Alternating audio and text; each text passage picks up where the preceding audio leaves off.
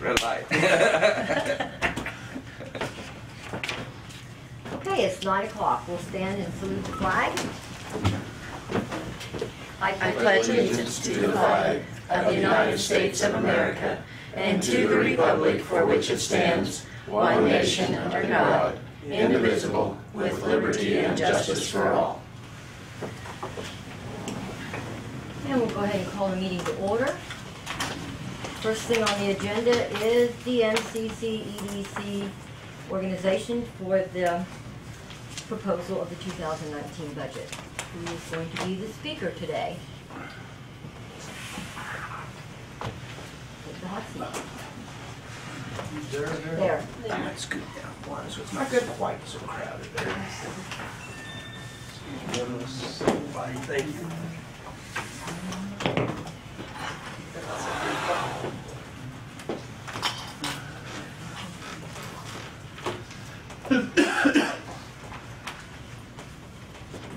Okay, I want to thank you for responding to Catherine and putting us on your agenda today. It's my distinct privilege to be the speaker, I suppose, because of my position as chairperson of our commission now. And we're here just maybe to interact a little bit, maybe report a little bit to you, and just let you know that we are appreciative of the support of the county for this endeavor. And of course, as you are in the budget process, you know, we all want to say, here we are, you know, and we think we have some real exciting things on the horizon, and we want to let you know that we're moving forward. And we have a couple of things that we have worked on and that we'll pass out to you. First one is, and I have 4 copies here so that you can all have one. First one talks about some of our accomplishments, our action plans, and whatever, and you won't have time to read it all right now, but that gives you an idea of what that's about. The second one that I'll hand out to you is we call it, instead of a... I know, he'll want one over there too. Okay. Instead of a, you know, I made 4, I'm sorry, I should have... That's okay, we can make more. The second one is, we call it a strategic plan versus a business plan. A business plan is a little more focused toward, you know, bottom line, how much income and how much expense and that kind of thing. This is a little different, but it does have the idea of a strategic plan, so you can see it is a little more philosophical in nature than what I'll hand to you here at the end. This is kind of the nuts and bolts of the job itself. Now, this last one here that I'm going to give you is a draft in draft form. It says draft on it because we think this is pretty fluid. It will change over a period of time. In here we have our purpose, our priorities, and then the practices that we use to carry out. Pretty succinct. I think you will get a good idea of what we're thinking as to the direction of the program with that. And again, one of the reasons we call it a draft is because when we engage a director, that director will add to this. And we're not going in to this with things cut in stone, so to speak, because, you know, the gifts of any individual will play into that we're able to. maybe I just take a little break. Do you have any questions for us? We have a group that are here with us. Of course, you know all these folks and that are with us with MCC EDC, and you could direct it to me if I can't answer. I know I've got a lot of power back here. So. I just have one question. How many members do you have, active members right now? Catherine will know that one right off. I think we have... We're 7, I believe. 7 of us. And we need to find some people at large, correct? And maybe 1 or 2 more from... Yeah, we're short, but we have 7. And I need to say that I've really been pleased, you know, with the engagement of our board. And of course, you know, the first group, they spent a lot of time and energy, and now we kind of took it over here, and so we had to do a running start. And I know for myself, it's taken quite a while for me to catch up. You know, there's a lot more going on behind the scenes than what we read about it. Yeah, good. Anything else? I can report to you that there will be an individual coming to attend your next meeting that does have an interest. That would be my nomination if that individual decides to move forward. For board membership. Right, board membership. Very good. Thank you. Thank you. Okay, I guess you know I don't know we're talking a little bit here, no doubt, about budget building, and we know that this thing, not surprising, is following the mode of the day. Either you find people on this side of the equation or this side, and some are real positive, some are not so positive, and I believe we find that also in our stakeholders, the auxiliary stakeholders, as I call them, the towns around us. So we're receiving funds on a monthly basis from Hillsborough. We have not received funds from the other communities, correct, since? Peabody and the City of Marion, we have not. At least since the first of the year. Correct. And so what we have to do, if we want to go forward with any assurance, we have to say that we're going forward based on what the county can do, not on what the auxiliary is going to bring to us at this point.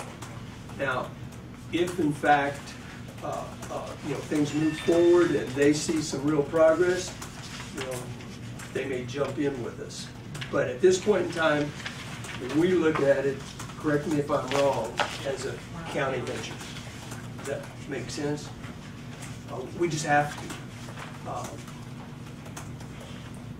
That's our security right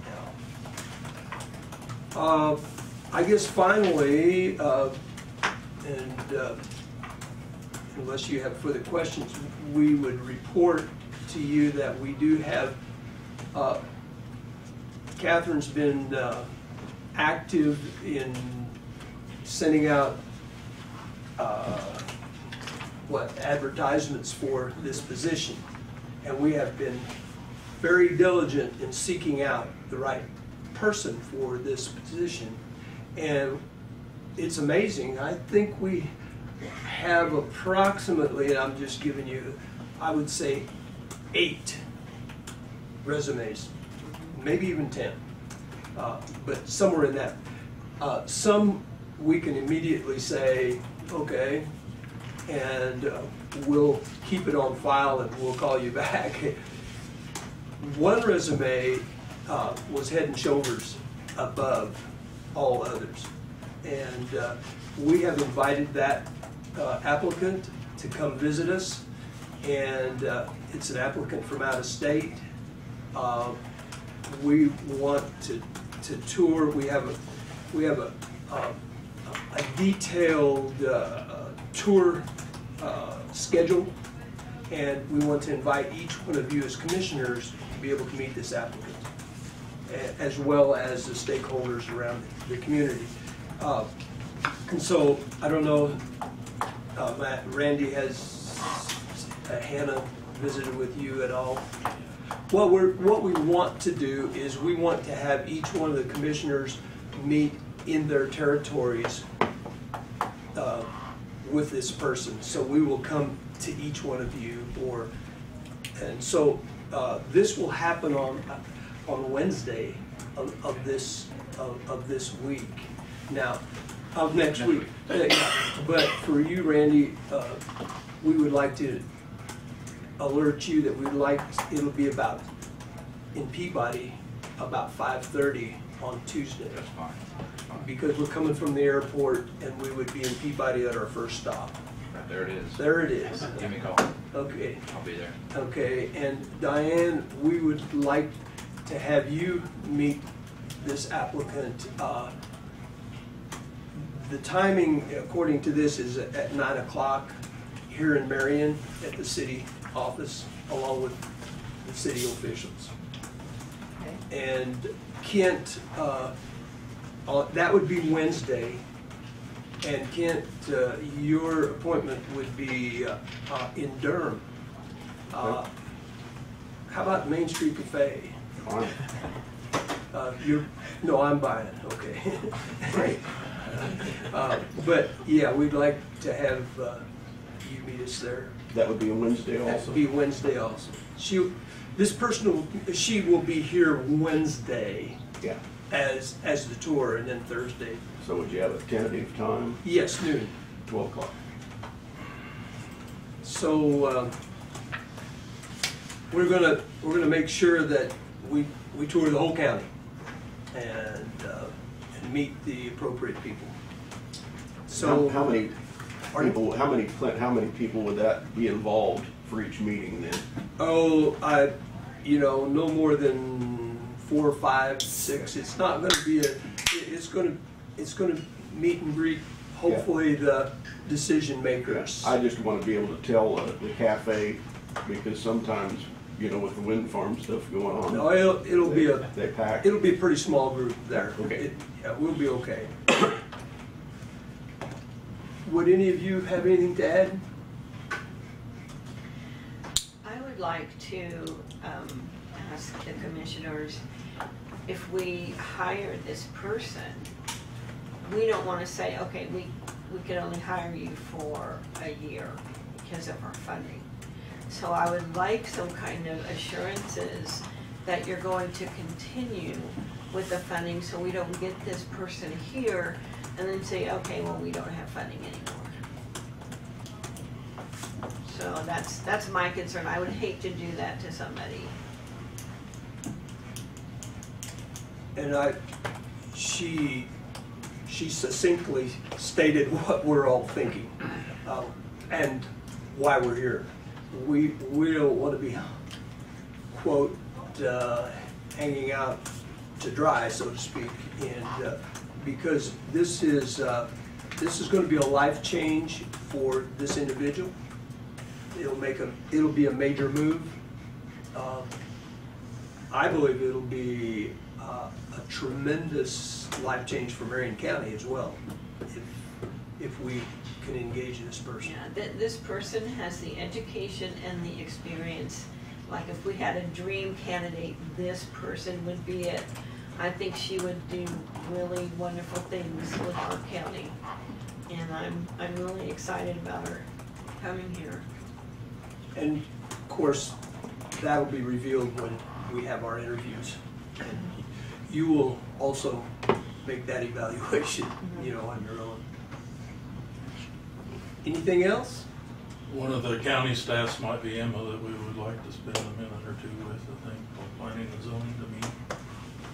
If that's all right, I guess. I didn't hear you, what you said. Do you meet Emma Teitman, which is the head of our planning and zoning, which they would work together at some point, just We If have it that's- on the if it's schedule possible. to have a We short can have a few tour, minutes of your time at some point. short That's tour all through right. the courthouse, so we, you know. And again, we will not be able to meet everybody we should, but we will give this person a good view so she can make a good decision as well. Okay? Yes? Okay, well, number one, thank you guys for stepping up. I don't know you. I'm not with them. Okay, Thank okay. you. I just want to make sure that I was, you know, that somebody didn't know. But anyway, the old board, thank you. Jared, you was part of the old board. I don't know exactly whether you come on right at the very first of it or whether you was, Yes. a couple meetings happened, I don't remember. But you're talking about getting going, just picking up slack. I think they spun a little while too before they got to rolling, but then when they got to rolling, they did a great job and stuff. And I think that's where you guys are at, like you said, North board members, it's not here. Do you say Peabody has or has not paid And not for this year? for this year. Okay, all righty. But they have money in the budget to pay us. Okay, and maybe. Because it's on their website, it Quarterly. shows. Okay. But anyway, Marion County, the old commission made a decision to try some of this and then to look at this, and you guys are carrying something forward this county has never done. There's been a lot of things happen in Peabody. We've had Hillsborough come down, we've had Marion come down and help the city of Peabody in doing different things. And so, as if there was Saturday, I was not able to make it, but there was a meeting with land banks with the Marion people. So there's been some community get together here that 20 years ago just might not have happened. And this is happening, and that's what the whole thing's about. We all live in the same county, and it's good no matter what we do. It's good for the county, and that's what we're here for, because that's what we represent here sitting in these chairs. So it's a positive thing. I just encourage you all to give it a strong shot.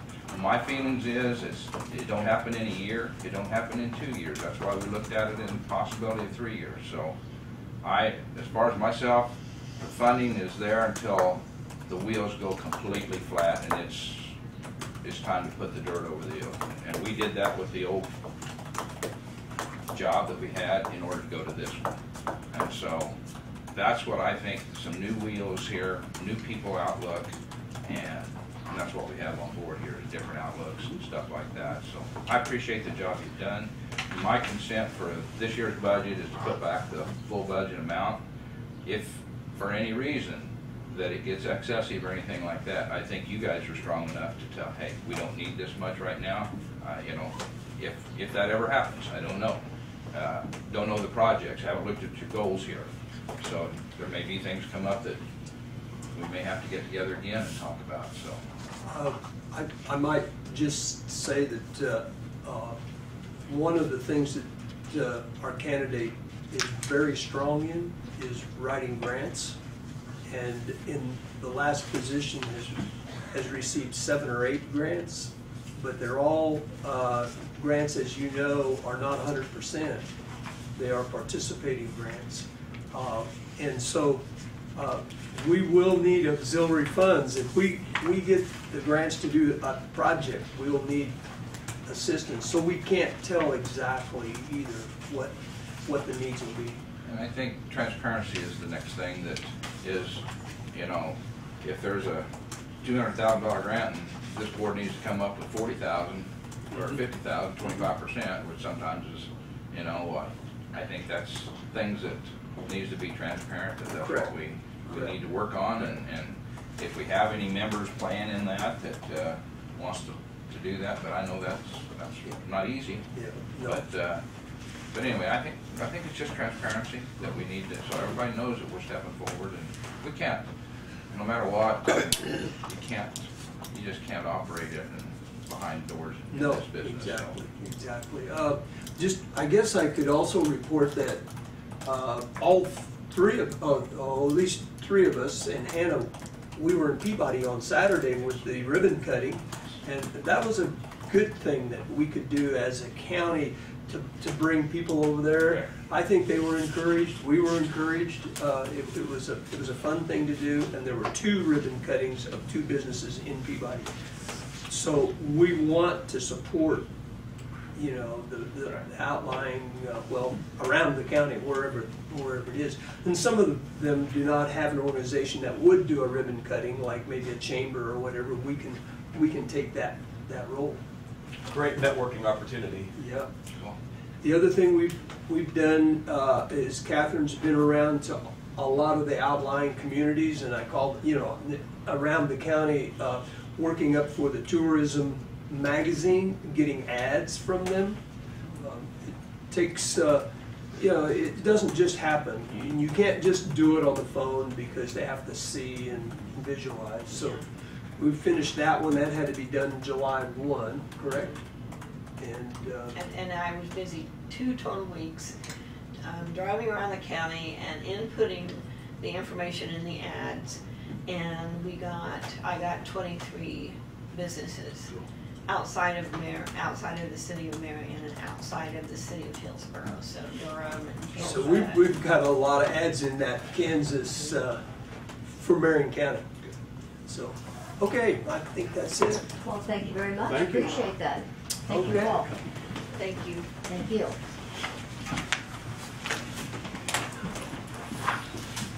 Mr.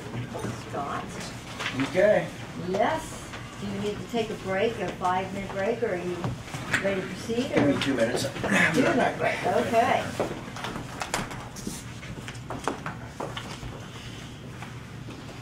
Did you want copies of all this stuff, Anthony, or do you have that? I may have it all. Okay, If I could borrow one to look and see. all right. Randy, you were asking who she was before. This is Sheila Kelly. Yeah, I've got all our this. staff. I made part Coming of over it, here to so- just Okay, see what thank you you. guys look like. Okay. Randy, I'll glad to meet you. Watch this guy.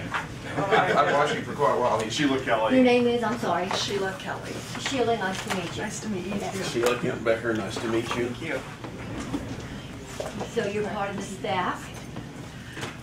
Yeah, I think so. Well, welcome. Thank you.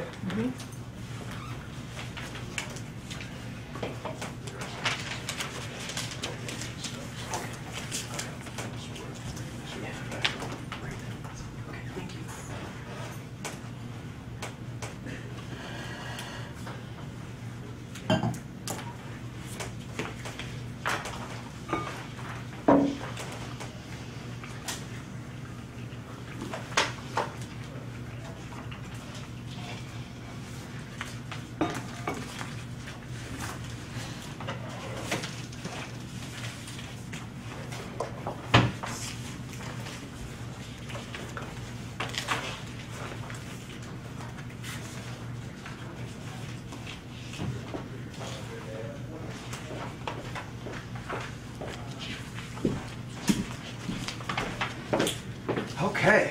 Okay. Go with it.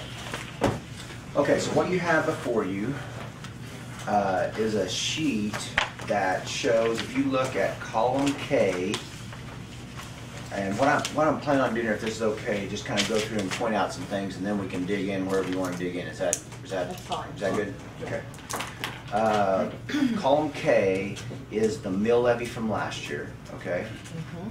And the one I gave you back in June was the same dollars as last year, and showed you how much assessed value increase was from last year to this year. So what I did this time is K is last year's mill levy, and I put the same mill levy in O. You see O there? Yes. And that's why in P, what that does is that shows each fund what the difference in dollars would be just in that fund if we use the same mill levy, not the same dollars, okay? So you'll have an old one that'll say dollars, this one says mill levy. So down at the bottom, the number would be the same of column P, 608,354. You see that number? Okay, that's the amount of dollars that the new assessed value, which is the number right below there, increase, 8,042,080. Okay, that's the amount of assessed value increase that you receive on the estimate right now. The railroad we talked about last time, I guess Tina said that they came out and said that was, it's good numbers, so it's amazing because Osage is the same way. They had almost, I think, a 9 million increase, so a lot of that is state assessed, yeah. So you hope it's good numbers, okay?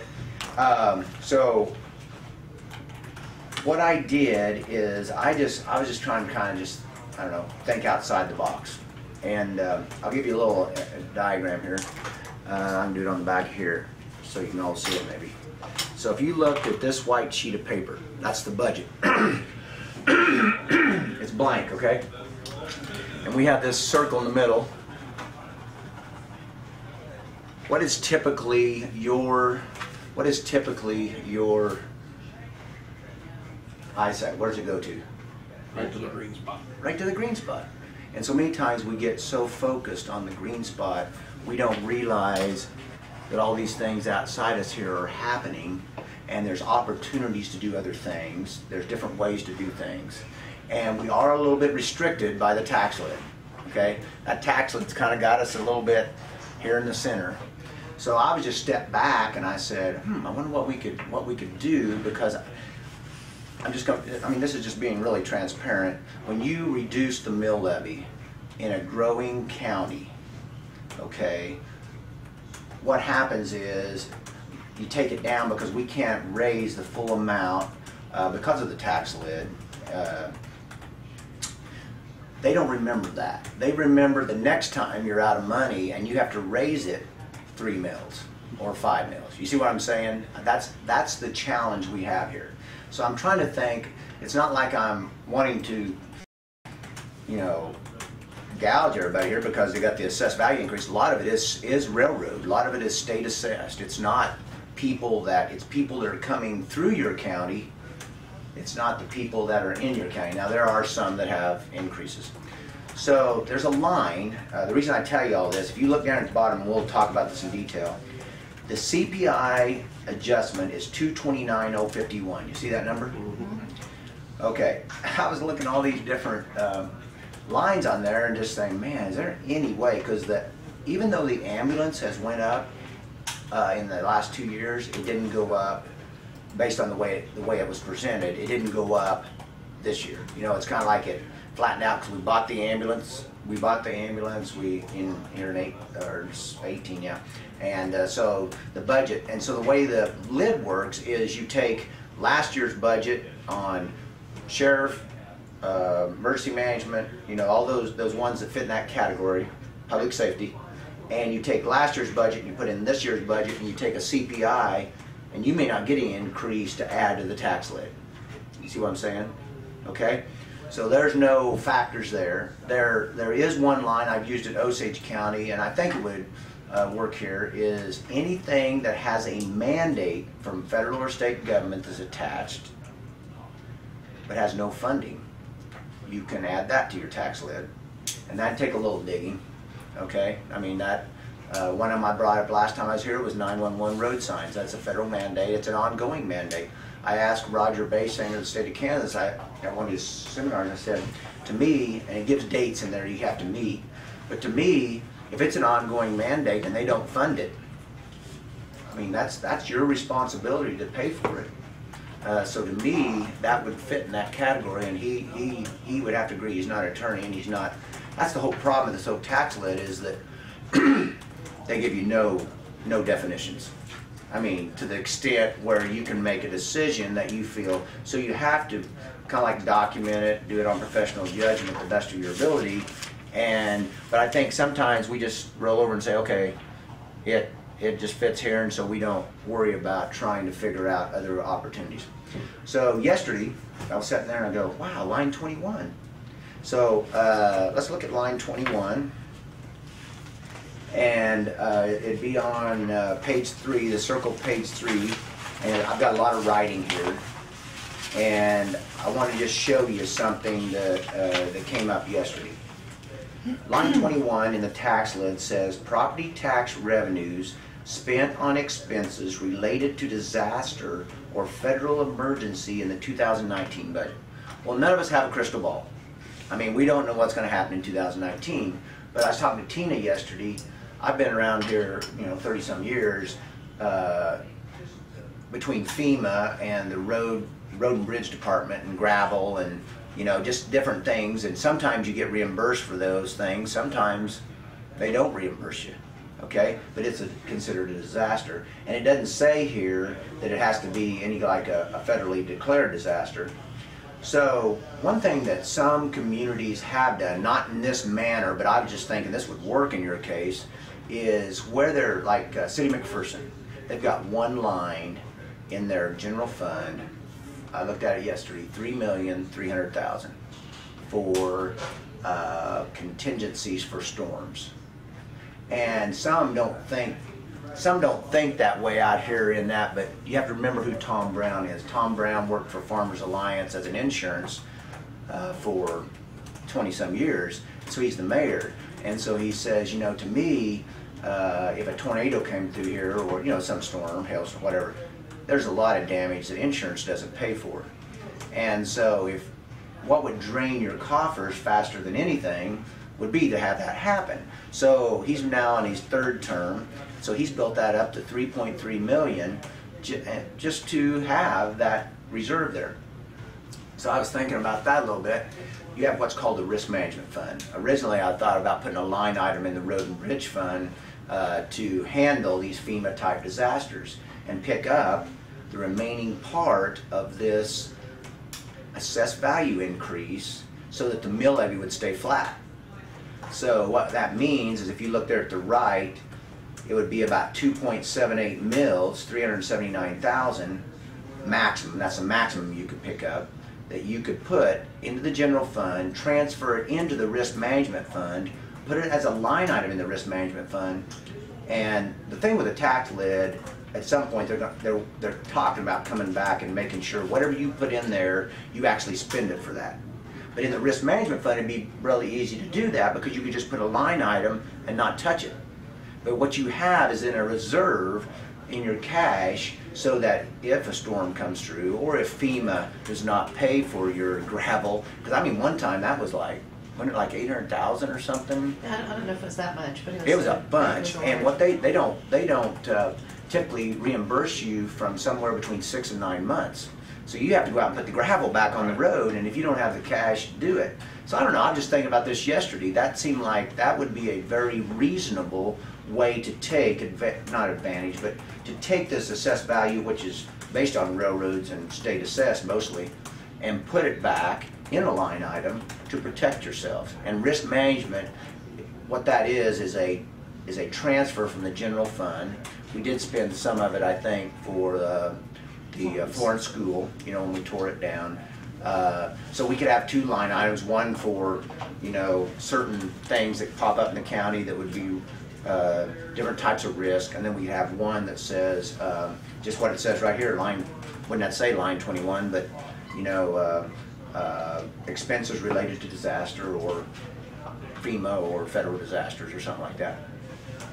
Because if you don't have that, then what happens is, if we just go up here, and what I did here, you don't have it in front of you, I'm just playing with it as I go here. And let's just say we went up here and we reduced the general fund by 379,303, which is the 2.78 mils I have there on page 3.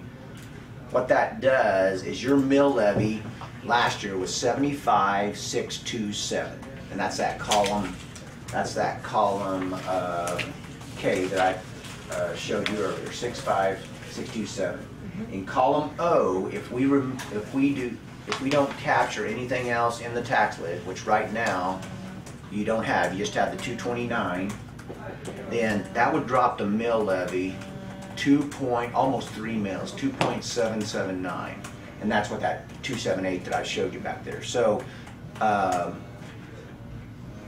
me, if you're forward thinking and you're thinking outside the box and not just so tied to what can we do to reduce the budget, because what's going to happen is this tax lid stays on and you keep seeing this assessed value. This happened in the 90s when with both you and Osage County, when you were growing there through the 90s and that tax lid was on, the mill levy, I think at Osage, because they were really growing coming out of Topeka, I think it dropped about 8 mills, and they couldn't do anything about it.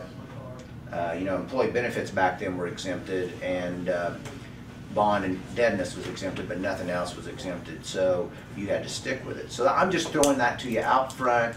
Think about it's up to you, it's your decision, but that's something I think I come up with yesterday, and after talking to Tina, I think that makes sense, you know, because your roads, you have a lot of, you know, gravel roads, and that was one way. And plus, you never know when a tornado, I mean, I wouldn't wish that on anybody, but a tornado, you know, hitting just like Eureka.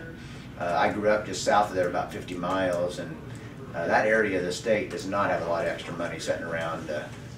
They're a very poor part of the state. So it can happen. Anyway, that's just an overview before we get into it. I think it's interesting you brought that up, because I was thinking about it, and maybe Anthony even knows a little bit about it, but earlier this summer, Graham County up there had a 12-inch rain that looks to me like it did an amazing amount of infrastructure, you know, there's a lot of problems, especially with our roads and bridges, and I was thinking, you know, that's a very rural county with not a very small population, and you know, they're probably going to get FEMA help, but like you said, that's down the road. Yeah. What are they doing in the meantime? Yeah. The year that you're talking about, there was high water. I mean, we had wet seasons Yeah. in the Cottonwood River Valley, just Yeah. both of them, north, Yeah. south, everywhere. Plus the rest of those creeks that was, Mhm. we raised up more of the rocks, washed some roads out and stuff like that. That was the year that we did get some FEMA help. And Yeah. it was just a wet season. We did lose quite a bit of money there, or you know, spent, but then FEMA come in and declared us in. Declared it, and we was able to claim some of it back. So. Yeah, just thinking about the rock you'd need, like you said, huge. Well, and if fuel prices, they have been kind of going back up, but anytime fuel prices go up, gravel goes up, you know, blacktop goes up. I mean, all those things, they're all tied together. I don't know, I was just trying to, again, think outside the dot, you know, because last thing you want is sit here, you know, and not have the cash available to do some of the things you're doing, and then a disaster hits. Because then it does suck down your resources. Okay, that's just an overview of what I thought about yesterday. Okay, and this is an ongoing. This is kind of, I mean, I did sleep last night, but you know, I get in these, and you try to think of ways to make sure you're forward thinking, because budget is not easy. No one has a crystal ball. No one knows what's going to happen, you know, in any way, and so that's just something that I thought about.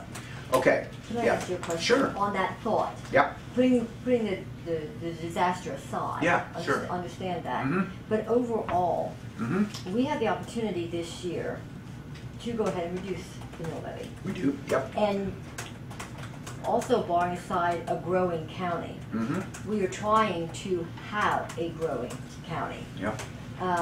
We're not really growing that much. Mm-hmm. And I'm thinking in my own mind that perhaps reductions where we can make them would maybe be an incentive to grow the Mhm. county. Mhm. I also recognize what you just said, that yes, if you lower it, then people become kind of affixed to that lower amount. Then when you Sure. have to raise it, then you have maybe a little Mhm. resistance. Yeah. I got that. Sure. But the same thing is going to happen, in my opinion, if you keep it at this rate. Mhm. And next year, because everybody wants improvements, everybody wants more, then you're going to raise it from this 75, Mhm. and where's it going to stop? So if we back it back some, Mhm. or back it back where we can, we have an advantage to that rather than just constantly going off the charts. Yeah. So. No, that's- I totally agree with you, and I always look at a budget as kind of like you do at home. I mean, you've got a personal budget. You know what you can spend and what you can't. The firm right now, I mean, we're going through incredible growth. I mean, we're now in Wichita, almost 80 employees. That takes a lot of cash, Yes. you know, Yes. and to operate. And so, if we just sit back and say we're not gonna add anything to it and spend money to, in a sense, spend money to make money. In your case, what's going to happen? Let's just talk about that a little bit. People that were just in here, $165,000. That's about $1.25 million, .25, now mill .2. Yeah. And so there's one. Then we go and we just go through these budgets, and I'm just talking to you off the top of my head, but we have a multi-purpose building that or solid waste building we're looking at, which is going to take, now if it goes sales tax, that's a different story. If some reason that you would do that, some people won't like that because that'll be a sales tax increase and not a mill levy increase. So you always have these people that are in different areas that, well, that's going to hit me directly. Car dealers, I mean, back when the jail, I mean, boom, it hits them. You have the different types of roads. If you look at the road fund, the capital improvement fund, that will be a question we get to in a little bit. We spent, what did we end up 3.5 million this year, I think, or somewhere around there? Yeah, it was a little over 3. A little over 3, okay. So all of a sudden that capital improvement fund doesn't have a lot of extra money sitting in it, okay? So if we look at that and we reduce back the mill levy, because that's how we fund the roads. I mean, if you look at, it's a big number. If you look at the bottom of page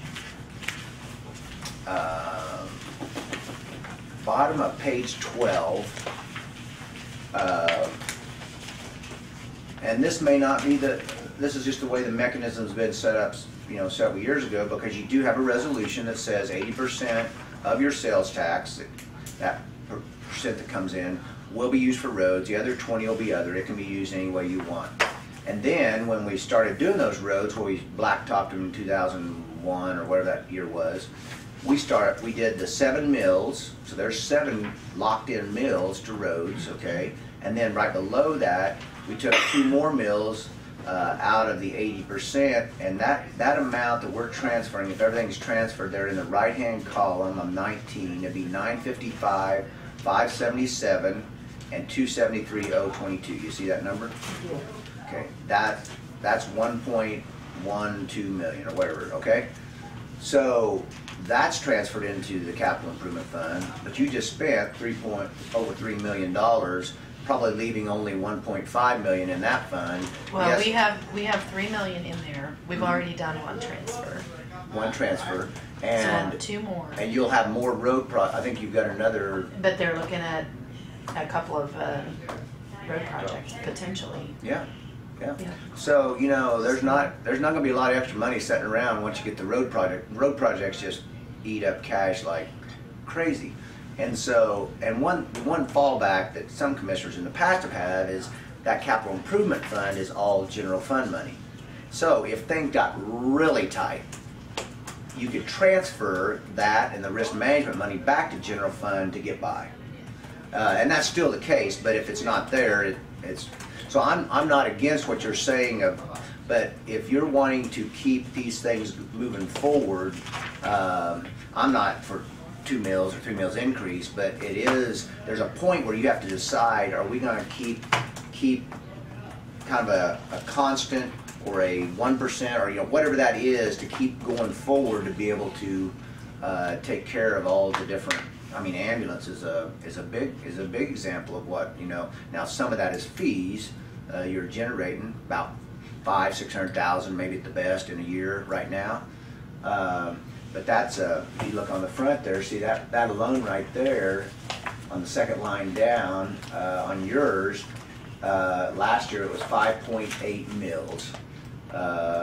So if we go up to the same mill levy on that, it's almost 800,000 there. But that's a decision you have to make as commissioners. Is that something that people want?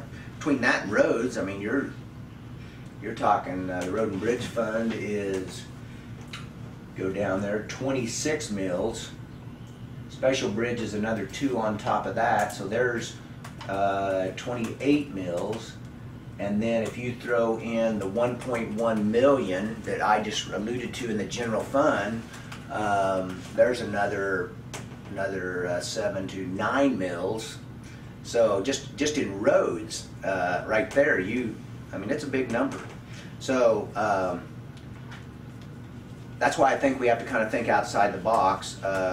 You know, yes, it'd be beautiful to reduce it by 3 mills and everybody would go, oh, good job, you know. But are we really forward thinking. I guess that's that's what we have to think about in the firm. That's what in any business, or that's what you have to think about in government. So, what do we want? What's our job here? What do we want to accomplish by the end of 2019? You know, and it just adds up. 165,000 economic development. Well, you hope the economic development turns around and benefits your county and the cities more than that 165,000 that you're putting into it. But like I think it was said, it might take 2 to 3 years, and all of a sudden you've put 165, and another 165. And so I think those are things that we have to be real about. You know, at home, you can't just hope the money comes in. And here you can't just hope the money comes. I mean, you have to be real about it, but you also have to say, you know, what is the best answer to the citizens of Marion County? And I've rambled a bunch there, but those are just numbers that just, when I think about your budget, that's what comes out, because those are big numbers. And Scott, I don't disagree with you. Mm-hmm. When you talk about your firm is growing and growing, Mm-hmm. and yeah, when you have a growing and growing situation, that's a little different than when you have a county that's stagnant and losing businesses. Don't you have to have a different plan for that to kind of help, you know, with economic development? How are they going to bring in businesses and things like that if our taxes are so high? How is this business going to get established, or families and things like that? And then the services are the way they are. I mean, don't we have to kind of gear our green dot a little to that, where we are, to look at where we are realistically and what we can do or we need to do to get ourselves to a growing county? Yeah. That's my point. I had the toughest year ever as a partner in 2016. No money, no cash coming in, no distributions, because we bought the Wichita office. And we made decisions that we put a lot of money into the Wichita Business Journal. We put a lot of money into things that we didn't know if they were going to pay back. We hope they paid back, and I hope I mean, probably not to be sorry for me, but it was a very stressful year. But with that growth, now we have seen the fruits of that, you know. And so in any government or organization, you have to pour into those areas that you feel like are what the citizens want. You feel like that is the best for, even though it may cost you more. The ads we put every other week in Wichita Business Journal, full page ad, that is not cheap. But it made us look like we were a firm that was serious about coming into Wichita, Kansas. And those are things, I just heard it from the economic development. You know, we decided to put these different things out there, you know, to reach. And so I totally agree. I don't, if we ever go buy another firm, which there's chances right now, I do not want 16 to happen again, but you want the growth to happen, you know? And it's stressful. I mean, I'm just being real with you. It's stressful in Marion County, sitting in that side of the table. The decisions you make are either going to make people happy or they're going to make them mad, and most of the times the decisions you make are going to make them, you know, upset. I mean, that's just the way. And a lot of times when you're trying to make those diet decisions, Yeah. a lot of times when you're trying to analyze the numbers, Yeah. Sometimes they don't, on paper, Yeah. they don't make a lot of sense. Yeah, that's right. Well, there's a lot of numbers here. You all know that. You're newer. You two are newer, and Randy's been around for a while. But I mean, even me. I mean, this is probably about the 30th year I've done the budget. Every time I pick this thing up, it has moving pieces to it. And how do you explain that? Tina knows that. How do you explain that to Joe Citizen walking down the street of all the complications you've got? Just the tax lid. If I went through the 32 lines of the tax lid and tried to explain that to Joe Citizen, they wouldn't understand it. I mean, they would understand parts of it. I don't mean that bad. I just mean it's just complicated. And so I don't want to get off on a tangent. I'm just saying, if Marion County, you know, really, they have to decide if they want to put 165 here and 700,000 here in the ambulances and $3 million a year in roads. That just doesn't appear there. The reason you could do $3 million in roads the last 2 years is because that money had been sitting there. It had been levied in, you know, in other years. Thank you. Yeah. That's the reason why you do things like that, because we were sitting here last year and we didn't even know what the 330th project was gonna do, what we were gonna be able to get it in, what it's gonna cost at this time of the year. Yeah. And it's accomplished, paid for. Yeah. And that's the reason why you have some extra money sitting in Roads and Bridge. And we've got another project looking out like right now. And you've got to have those kind of funds, or you go borrow everything, and then you tie the next commission down. It's just like the Tampa Road project. We did a 10-year, it was a special little loan out there, but it ties down for 10 years. Yeah. And at $200,000 a year. So it's just one of them things, it's doing business. And that's what our job is, doing business. So we've got to look ahead. For the road projects ain't coming cheaper. That's, we know they're that. not. And that's what number one thing people want. I think Kent come in here on his, within the first 60 days and said something about roads, so. That was brought to my attention right off the bat. Yeah. And I think they've improved in his district considerably since then too, so. But I wanted to ask you, understanding the big project, sure, yeah. but within the budget, isn't there ways that we can reduce the budgets? There's a lot of waste, little things. Okay. And you culminate that up, that could amount to, in each department, Okay. okay? Okay. And can we go ahead and look at maybe those, not necessarily take away from disasters, you know, because we always think about Right. disasters, Right. of course. Right. It's kind of like talking about the children. Sure. So, but there is a lot of waste in each department. Okay, let's We could let's look talk at about that a little bit. Let's do that. Okay. That night that we presented and no one showed up. Right. Okay. 55% of your budget is personnel. Okay? Right off the top. 55%, roughly. Probably even 60, I don't know. It's somewhere around there. Okay, so all of a sudden we've got 40% left. Okay? Then of that 40%, if we backed off road and bridge department, what you're down to is probably less than 10% of the, and then let's throw ambulance in there too, because between road and bridge and ambulance and personnel, okay, we're looking at probably less than 10% of the total expenditures that are other, okay? And then in that other, we've got jail, which you have to have that, okay? See, back in the 90s, what we actually did is we went through the entire budget, because what you have to do at a certain point when you only have so many dollars, it's like home, you look through and say, what are we mandated to do? And what are we doing that it's a public safety issue? We started cutting in Osage County because they didn't have the money. No one wanted to vote for the tax levy to go up. So we were going to cut the senior citizen center. Well, I mean, that was one of them they had on the table. Boy, you get all kinds of.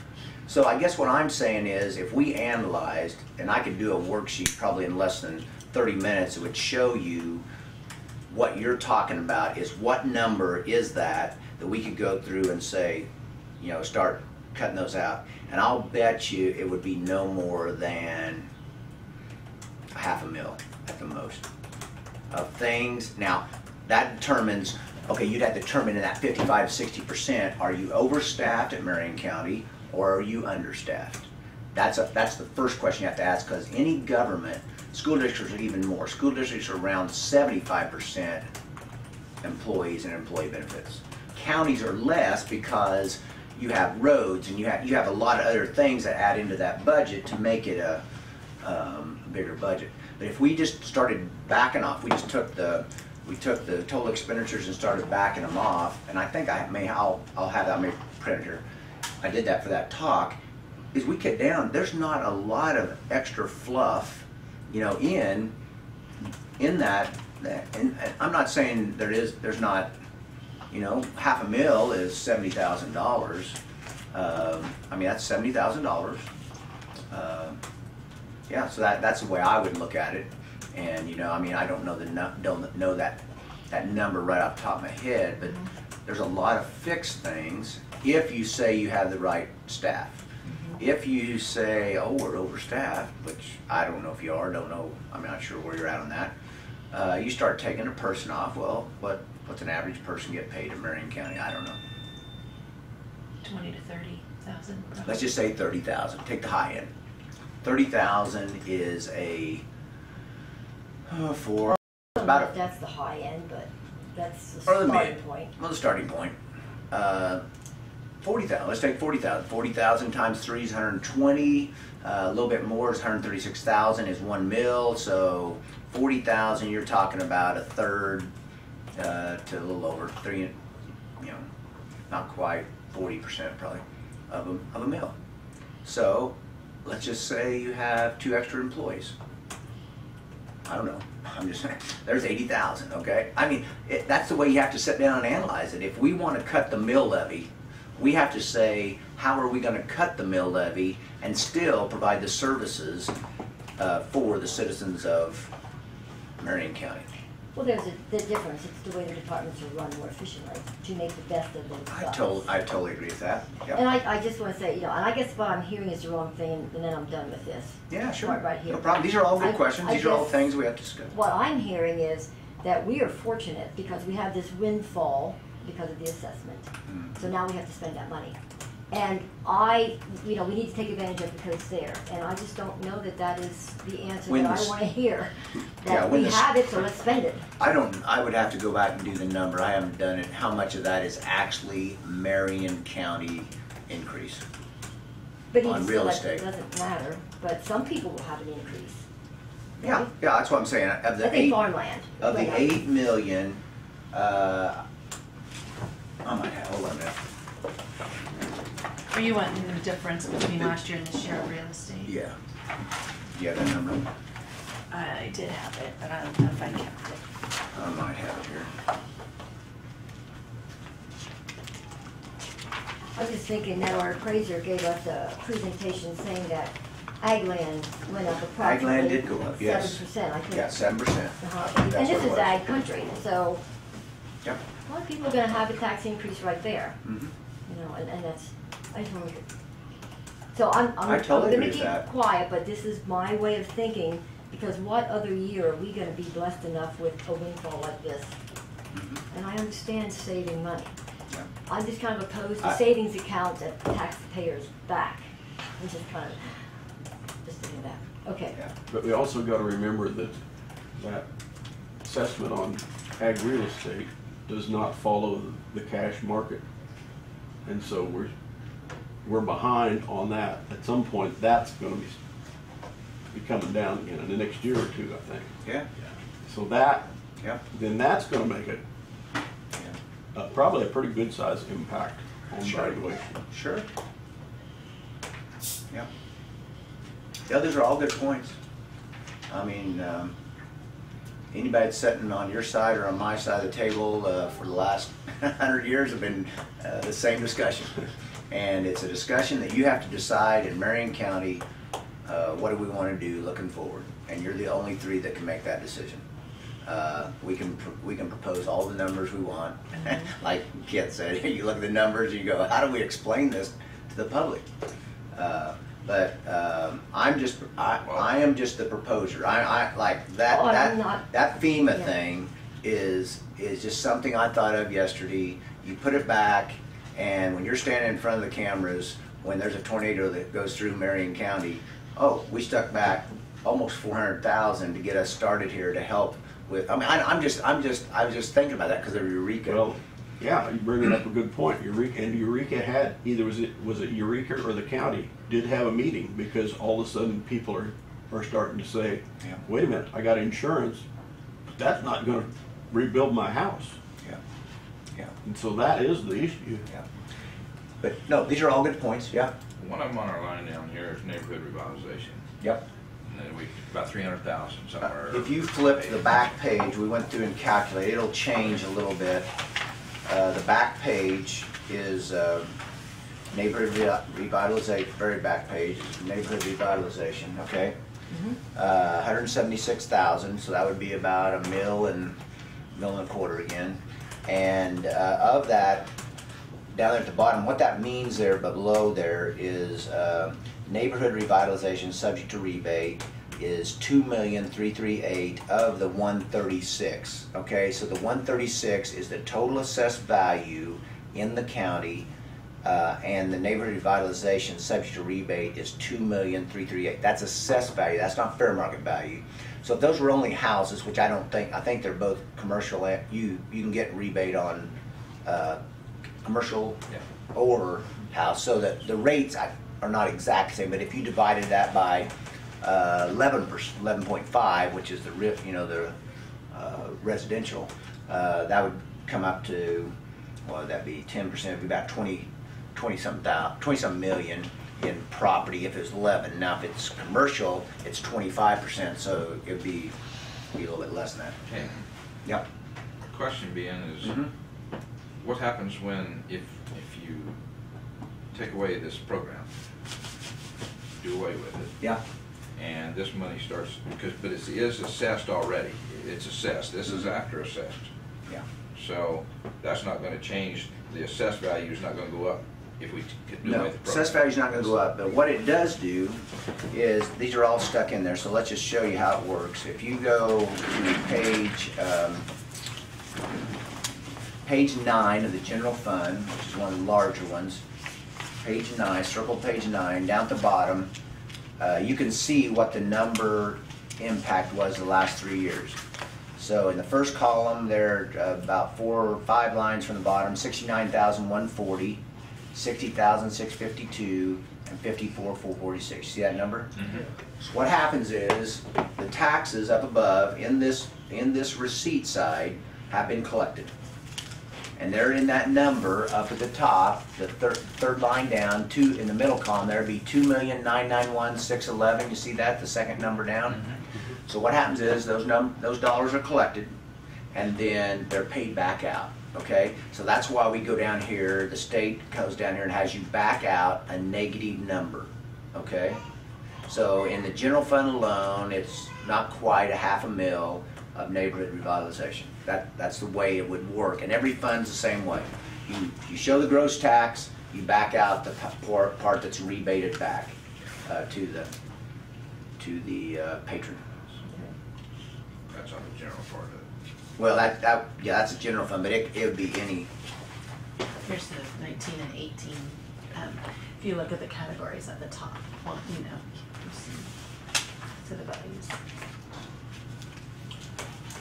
Okay, so real estate assessed value. If you guys want, I made a copy for all of you. So the front page is 2019, the second page is 2018. Then which page are you starting on? Well, you have to kind of hold them together, because what you're doing here is you're taking, in number 1 up there, you're taking real estate, which is the top line of number 1, and you're looking in the 18 on the left, on my left, 94,341,689. You see that number? 94? Yep. And then you look at the right, the 219, and it's 97.9. So we're looking at 3.6 million assessed value increase in real estate, and that would be everything. That's not just farmland. I mean, Sure. you'd have to break it. You'd have to go and because that'd be commercial, residential, farmland. Okay. Okay. Then the next one down is state assessed, and that's where this railroad thing comes into play. It goes from 29,338 to 33, so there's 4.6 million of the increase would have been in state assessed, and that could be pipelines, railroads, utilities, electric, all that. Severed mineral stays about the same. Personal property went down almost 100 and some thousand there, and oil and gas stayed flat. So what you really have is almost like a 50-50, 50% residential. So now some would say, okay, well, it's state assessed, but we're going to get that passed on to us because the electric company is going to add to their, there is going to be some kind of an end user increase, even if you have this, the increases there in state assessed. It's not going to be as direct, except electric. Electric would be direct because that's everybody's utilities or whatever, and they're going to add on to it. But that's just a quick overview to show you new improvements. That's the next column over there. New improvements assessed value was 1,496,000 last year, and it was only 1 million this year. So that's a calculation that goes into that 229 that you get to add to your tax lid. Your 229 is based on a percentage of new improvements, increase in assessed value. I mean, it's a calculation that's made on that tax lid part. Okay, anything else on that? I mean, On the assessed value, real quick, like, Yeah. we just had a new building go up in Hillsborough. Yeah. I don't know what kind of dollars that building Uh-huh. is worth.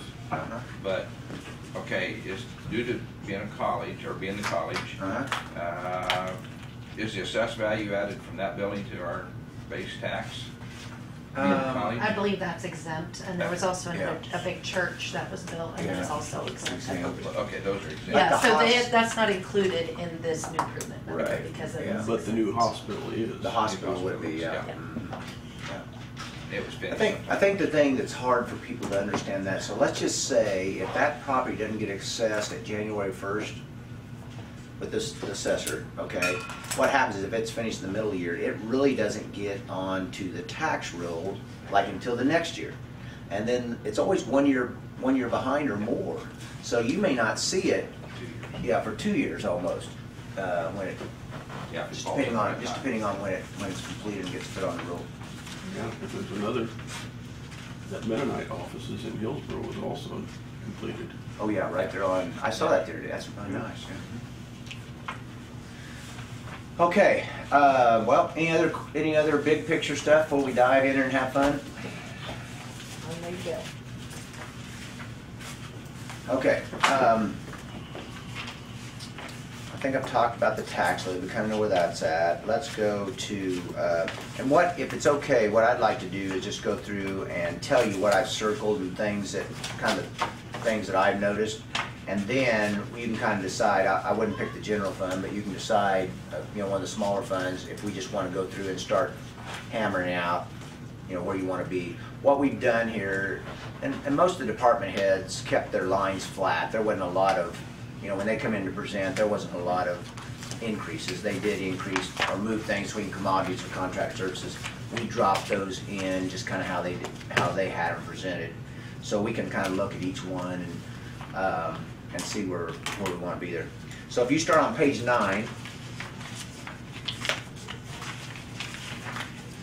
things I've circled on 9 is the general fund. Sales tax. Sales tax was $642 in 17. I didn't circle it, but then in 18 and 19, we had shown it last year in $670, and I didn't change it. One thing I've told you before, one thing I try to do on the revenues is be conservative. Is this being too, or not conservative enough? Okay, 670, is that too high when we had 642 last year? Because what happens is then that number is used to get your road number that's transferred to your capital improvement fund. So if we overestimate the sales tax coming in the general fund, that percentage, that 80%, that 80% that's used for roads that gets transferred to the capital improvement might be dollars you can't spend because it's just a transfer, it's not cash. You see what I'm saying? Because it all depends on how that sales tax number, and you pretty well monitor that every month, don't you? Yes. How's our jail sales tax go? Is it? Well, it's back in another place. I'll show you. Okay. Yeah, it's its own fund. Okay. You see what I'm saying? So that it kind of ties to a lot of things. So we're right now on sales tax at 267. Is that 6 months yet? Yes. Okay. And Right, December, November, Revenue. December is typically your largest 2 months. or not? This may not be. You're always behind. I've got that on another sheet. I was just looking at the budget report. This is, even though I ran it through the end of June, it may not have June. So maybe just through May. Yeah, so that would be 5. 34. Yeah. So yeah, there may be a month, if there happen to be a month there. And then your dollars probably towards the end are a little bigger. People buying vehicles for the end of the year, pickups and different things. But even if you had a month shy there, Mhm. that would be, obviously, roughly about $50,000. Right. So you'd still be Yeah. at 580. Right. something. Yeah. Um, That 642 is a lot closer probably to where you're at, unless Yeah. something else we're not anticipating happens. I'm just showing these numbers, and you can tell me what you want to do. I can back off to 650, and the impact of that, you have to remember, is 20,000 in the middle column, 20,000 in the 19 column, which is 40,000, which is almost a third of a mil, just because of one number or two numbers changed. Okay. Do you want me to go 650? If that's more accurate, I want to be as accurate as we can. Yeah, I think so. And Tina, what she does is she takes us, once we kind of get to where we want, she takes it and she goes through every line and makes sure that it looks reasonable, you know, for estimates and whatever we might have. The next one down is the special auto closeout. The closeout from the special auto was $29,239. I don't know, maybe it was bigger in the years past, that's why it's 65 there, but I'm saying we probably should reduce that to, you know, maybe 30 or 35. We don't want to overestimate. What that happens is by June 1st, after the year end, the treasurer has to transfer any balance she has left in the special auto fund. That's how that gets put in the general fund. I wonder where So what's she's at. realistic, 35? Yeah, probably 35. I don't know. It's hard to remember years, because what we have the audit year we work with, we have the current year, and we have the budget year. So Yeah. you kind of have to remember. Yeah, I don't know what. It's hard to remember. Prior to that, I don't Yeah. know. I don't remember. So I'll put 35 for now. 35 on the special auto closeout. On the sales tax, we're at 316. 316? After 6 months. So Okay. that'd be like 632. It's actually, Yeah, we put 650. You think that's pretty reasonable, or is that still too high? We don't Well, have to decide today. 650 is probably. Yeah, okay.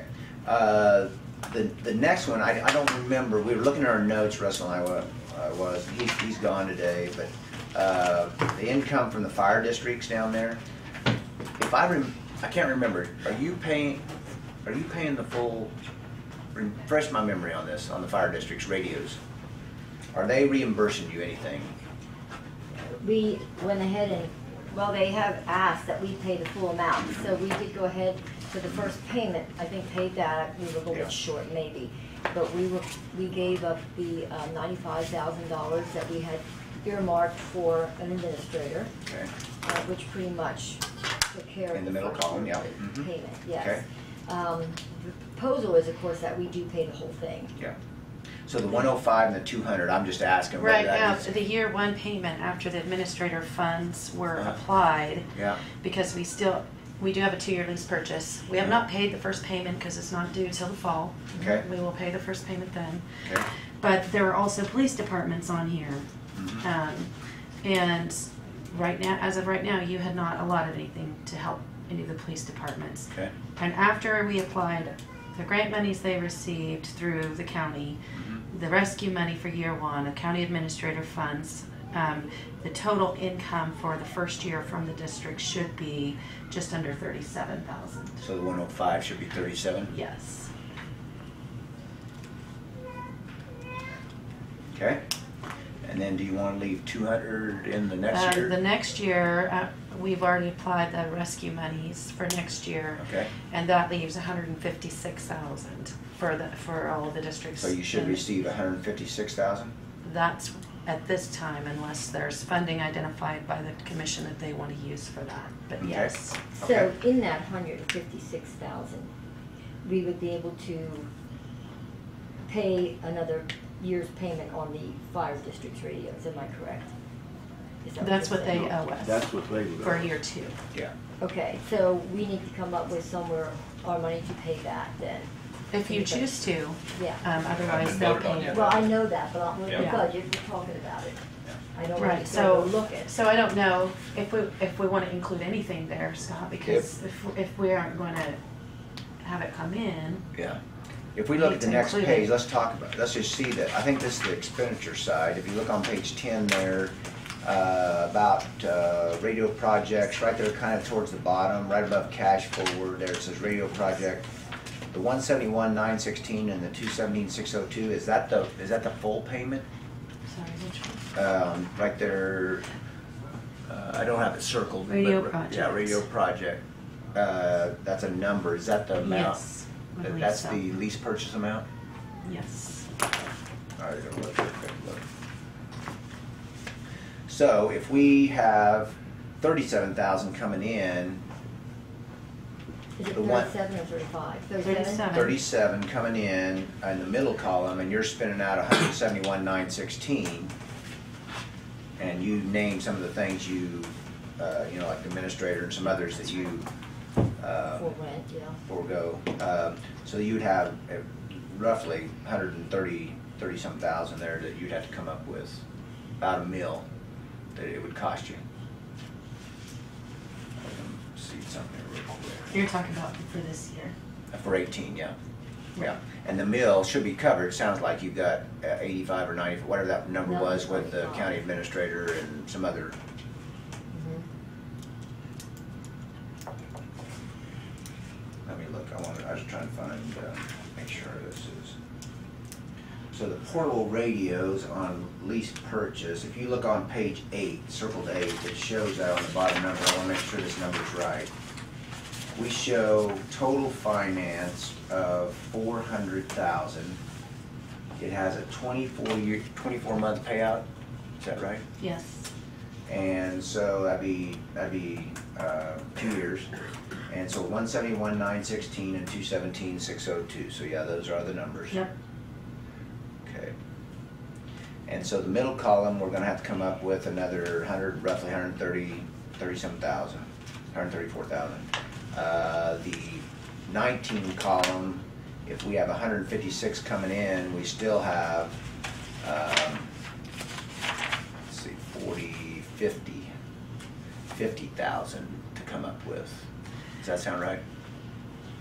On the, yeah, we would have,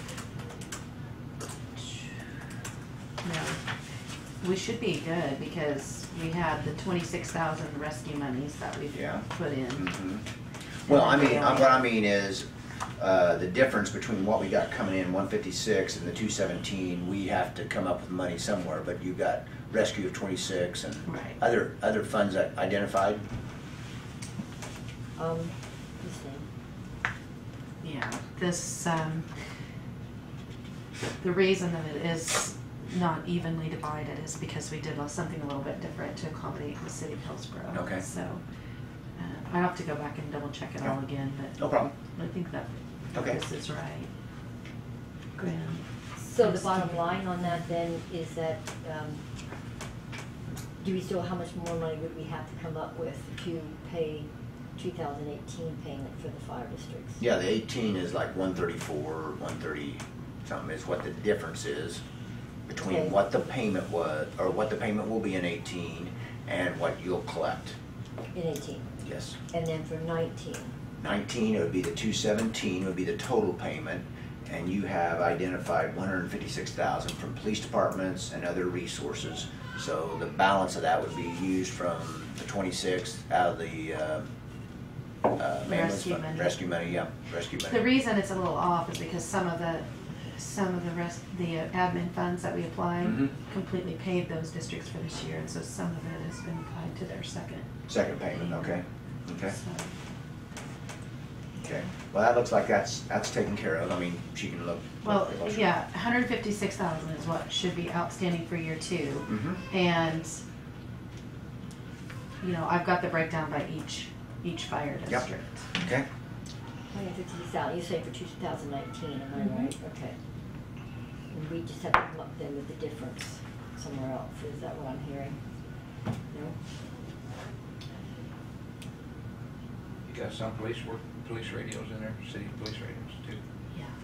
What exactly are you wanting, what information exactly? No, all we're trying to do is we're saying, okay, we have a total payment that we have to pay Right. in 18 of 171 Mhm. and 217. Right. How much of that is county money that we have to make sure is available? The rest of it sounds like 37,000 in the middle column is gonna come from police departments or Well, something. I'm showing all of the income and the entire payment going out. because we have to make that payment. Exactly, and that's what I'm saying. I'm just netting them. I'm saying, okay, you're 37,000 middle column, 156 in the 19 column is the revenue stream. Okay, and here's the expense stream. So we don't cover it. Okay, and so I was just making sure we were covered. Okay. Yeah, so 134,000 roughly is the middle column, and it sounds like we got that covered. Yeah. And then 19 will have about 51,000 looks like, and we have that. We covered. should have, 26 of it at least covered. yeah, and there actually may be more income coming in this year because I know City of Florence got a grant. Okay. And there was a grant that's coming in from the city, from Gossel, so. Okay. I mean, I think the Yep. numbers are probably good. But I don't think you're asking the same question that they're asking. Oh, I'm not? Oh, I thought you were. You were Okay. trying to ask if we had the money to pay the radios for the district. for Yeah, I was the just trying to years. make sure the net difference was something we had covered. Okay. I didn't want, I mean, because if we don't, back to your question, if we don't have it covered, that's part of the mill levy increase. See, I'm just saying, these new things you add to the budget, if you don't have them covered, it's a quarter mil here, a half mil here, and before you know it, it's 4.7 mils that we need to pick up. Okay? Yeah, so we got it covered, so we're still good. Yeah, it sounds like it. Apparently, Yeah. we're thinking, okay. Okay, I'm if good. the income though, I'm counting the income Yeah. from them paying. That's on year right. 2 That's and right. on year 1. And so if we don't charge them, then we will have part of it. It'll Oh, be yeah, part of the sure. mill levy increase. That's what we're saying is, Right. you're saying right now, the way you've estimated is your 37,000 will come in 18, Yes. and 156 will come in 19. But if they don't pay that, or they're not, are they in an agreement to pay that now? Yes, we have interlocal agreements, Okay. and so they'll be invoiced for the 37 this Okay, year. okay, And they'll be, as far as I know, with pending any other decision here, they'll be invoiced for the 156. Gotcha. For 19. right. So that's the income side. Right. And then on the bottom of the general fund is the That's outgo. the payment that That's we the have to pay, outside. that's their Yeah. payment for So their. all I'm doing is I'm just netting those together. Right.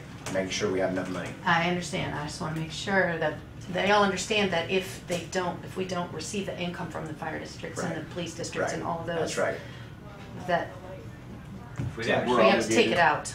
Yeah. So the bottom line is then they will be paying for their radios for 2018. That's the way it's budgeted. Yeah. That's the way it was budgeted for this year.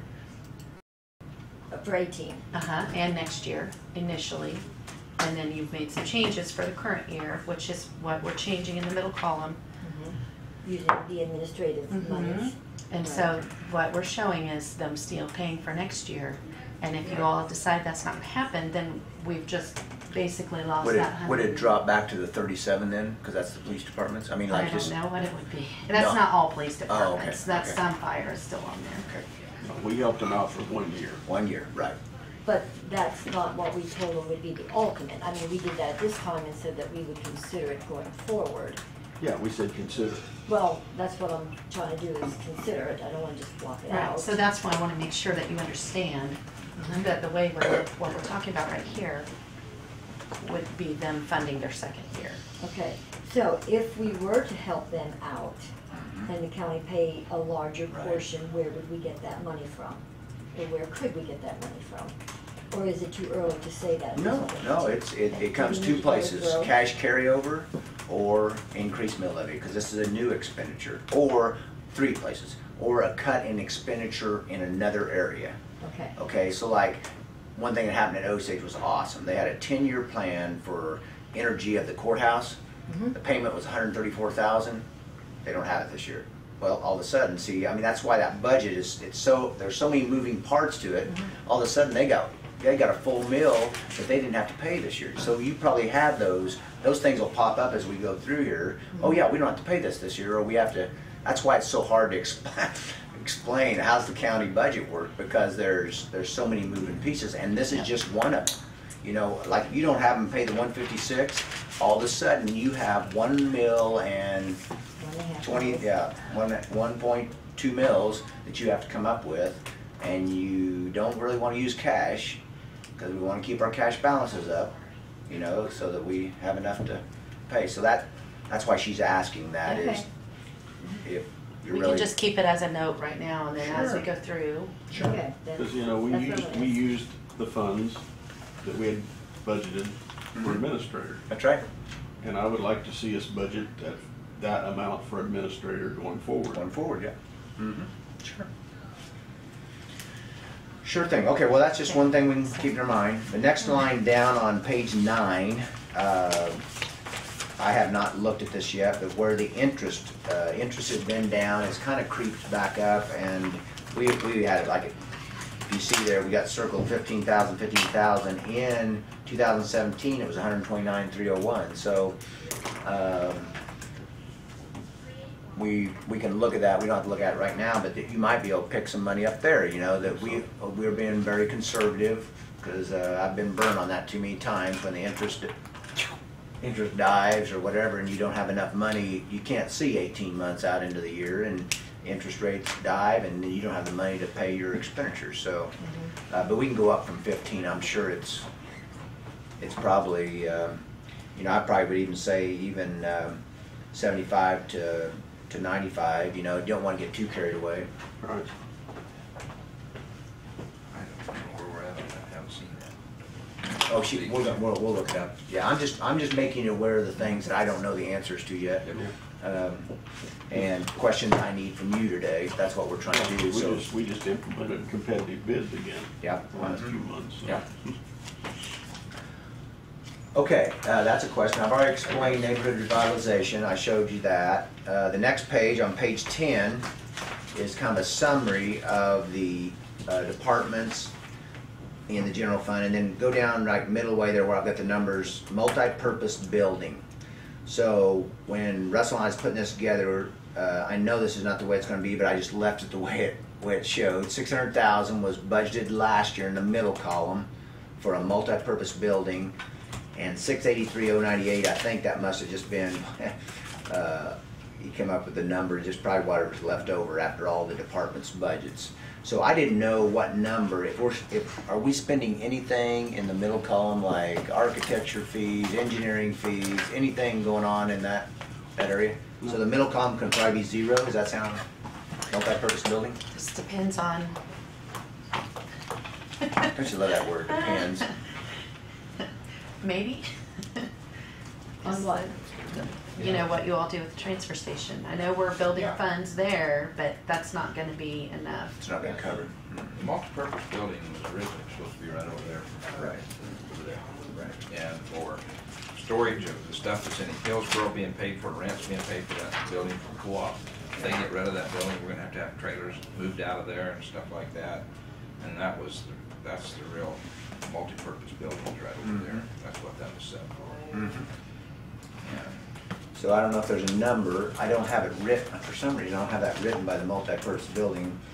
Is it one, I don't remember what we set that for, 1 million or what? Yeah, we Didn't have a number maybe? Yeah, Just a I think metal building I is thought all we it is. did. I don't have it there, I thought it Yeah, was 2. let me see. We've never taken a bid on it or anything. Mhm. So anyway, we have 1.2 million there. I just, if middle columns would be 0, I'll put 0 and then carry the rest over and make a certain amount you want in the 19 column, 600,000 again, or you want to add to it. That's the question. Well, you added 83,000 to it, right? I think that was just, when we work on the 19 column, it's kind of like whatever's left over, you put somewhere after you do all the departments. So this is really a rough draft. I mean, I told Russell, you know, I've learned you don't go through and fine tune it before the first meeting of the commissioners because it's just a waste of time. I mean, it's a waste of time. We just go through, we find what numbers you want to put in there, and then I come back and say, here's what happened.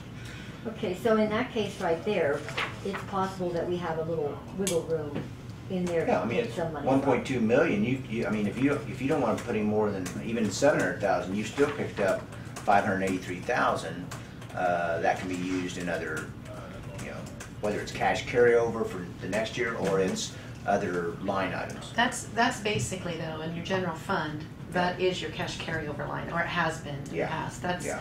that isn't necessarily all, that's your operating cash. Right. We took, for the window project, we took out, that's why it was down to 167,000, we had it built up. Right. And we take some money out of that for the window project. There was some, yeah, that was reallocated for that. Yeah, and that's what paid for the windows is out of that, for the courthouse. Okay, so in 2006, so what would you do with that if you moved that over to 2018? I would just, if you're not gonna spend it in this year, I would put a 0 in the middle column. And then whatever you think that you wanna leave in that line item for 19, if it's 600,000, 700,000, whatever, we put in the 19 column. It doesn't have to be spent, it's just setting aside. If that's still, I mean, if multiple purpose building, I mean, I'm hearing there may be need for some storage, but, Sure. you know, what is that's your desire, you know, do we need to build one, or, you know, I mean, general fund can spend for any money, so like, if you wanted to say, leave some of it in there to help with the transfer station, there's nothing in the statute that says you can't do that, you know, I mean. That's kind of what. Mm-hmm. And you talked, when we was talking about buildings, you found some prices out somewhere about 60 by 80s or something like that. Yeah. Was around 300 or something like that, 400,000. That was just for the building or something, wasn't it? Or, Well, geez, it's been a while, but yeah, depending on the size and then how deep you want to go in size, cement floor, not cement floor, whatever, really ranged in prices. Yep. And whether it's a steel building or more of a metal building and so on, so, but yeah, they were pretty reasonable compared to I would not like, construction. I would like to see 500 or so and get that project done for Marion County here, get it going. But that's, so whatever we do, I hope we can stay under 500. You know, I'm just hoping, I don't know, with local contractors to put the building up and things like that. And then if we add on to that for something else, well then I would be more than whatever number we come up with. Okay, so we have 600 there in the middle buildings, middle column, so you're saying if we take 500 over to the other, to the 2019. At least that much, at least that much, yeah. Then we would have approximately $100,000 to consider for something else, if we need it, and if not, put it back. So into you're this. saying put 600,000 in the 19 column, No, he's saying You said 500. 500. 500,000 in the 19 column, okay? And then realize that we have that 100,000, if we would put it back, or Okay, and 0 in the middle column, Right. okay? Down in that same column, I didn't circle it, and I should have. Ambulance operations, we paid in the middle column 83,098. I assume that was We paid. budgeted that. Oh, we budgeted that. Okay, have we paid any of that out? No. No. So that's a question. I think now the ambulance department is pretty self-sufficient. I mean, with the levy and the service, I mean, you've got a building company working for you now. Sound like the last time you talked about it, they were collecting on fees, you're getting more fees in, and so it seemed like. Yeah, Well, that was, it kind of depends on the Hillsborough situation, which is fluid too. Okay. So do you want to put anything, sound like you won't have anything in 18 maybe, but put something in 19? Do you want to leave something there? Yes. I personally, So we'll put 0 in the middle column. What number you want to put in the right-hand column? 50,000, 60,000, 60,000? I'm throwing out a number. you know, that's a guess figure. Okay. Okay. Yeah. 50 or 60,000, Yeah, I don't know. Okay. Just tell me and I'll Let's put it say down there. 60, go Yeah. ahead. 60? Okay. 60? So here's 65? Yeah, 65. Yeah, I was even, you know, I don't know where it's gonna go over there. I don't know what's Yeah. gonna happen. Anything. Okay, so, ouch. And it may not even be anything in 19, maybe out 20 of Yeah. That's, Yeah. So that's gonna be everything is in 0, the hot talking stages. 0. Yeah. Okay, so the next thing is new here, and I wanted to explain it on the general fund, and it'll be in every fund that we have a tax levy in. You see cash forward, 1,342,428. You see that number? I've circled it. The state started doing this last year, and this is new to me, so, I mean, I'm having to rethink because what we used to do is build it into line items, you know, like we'd build it into the building, or we'd build it into other things. They feel like that's not a true representation, so that people understand where your cash is, because you got to have cash to carry over. Because if you look at down there in the 17 column, and be the second number from the bottom of that column, 1,716,000 was the cash you ended with in 17. You see that number? The middle column is 265, but we just changed 600,000 of that up here, you know, by moving the building over to the 19 column. So that'll be now 865, and it may be more than that, depending on what other items we get into when we get into the middle column. And then now we roughly have 1,342,000 is what it says That's it a is. negative number though, Well, on here. I know, I had looked at it yesterday. What that is it subtracts it out as total expenditure, so you're not showing cash as an expenditure. So then you don't have budget authority to spend it. That's right. That's, That's what the state wants you to do. why would you do that? Yeah, Rogers, I don't know, I was asking Jan about this yesterday. I'm not a fan of this, but, Right. see, okay, what she's saying is that if you back the cash out of that column and you have something come up where you need to spend more than, well, the way you look at it here, look, in the first column, 17, the third number from the bottom, you spent $5,052,000. You see that number?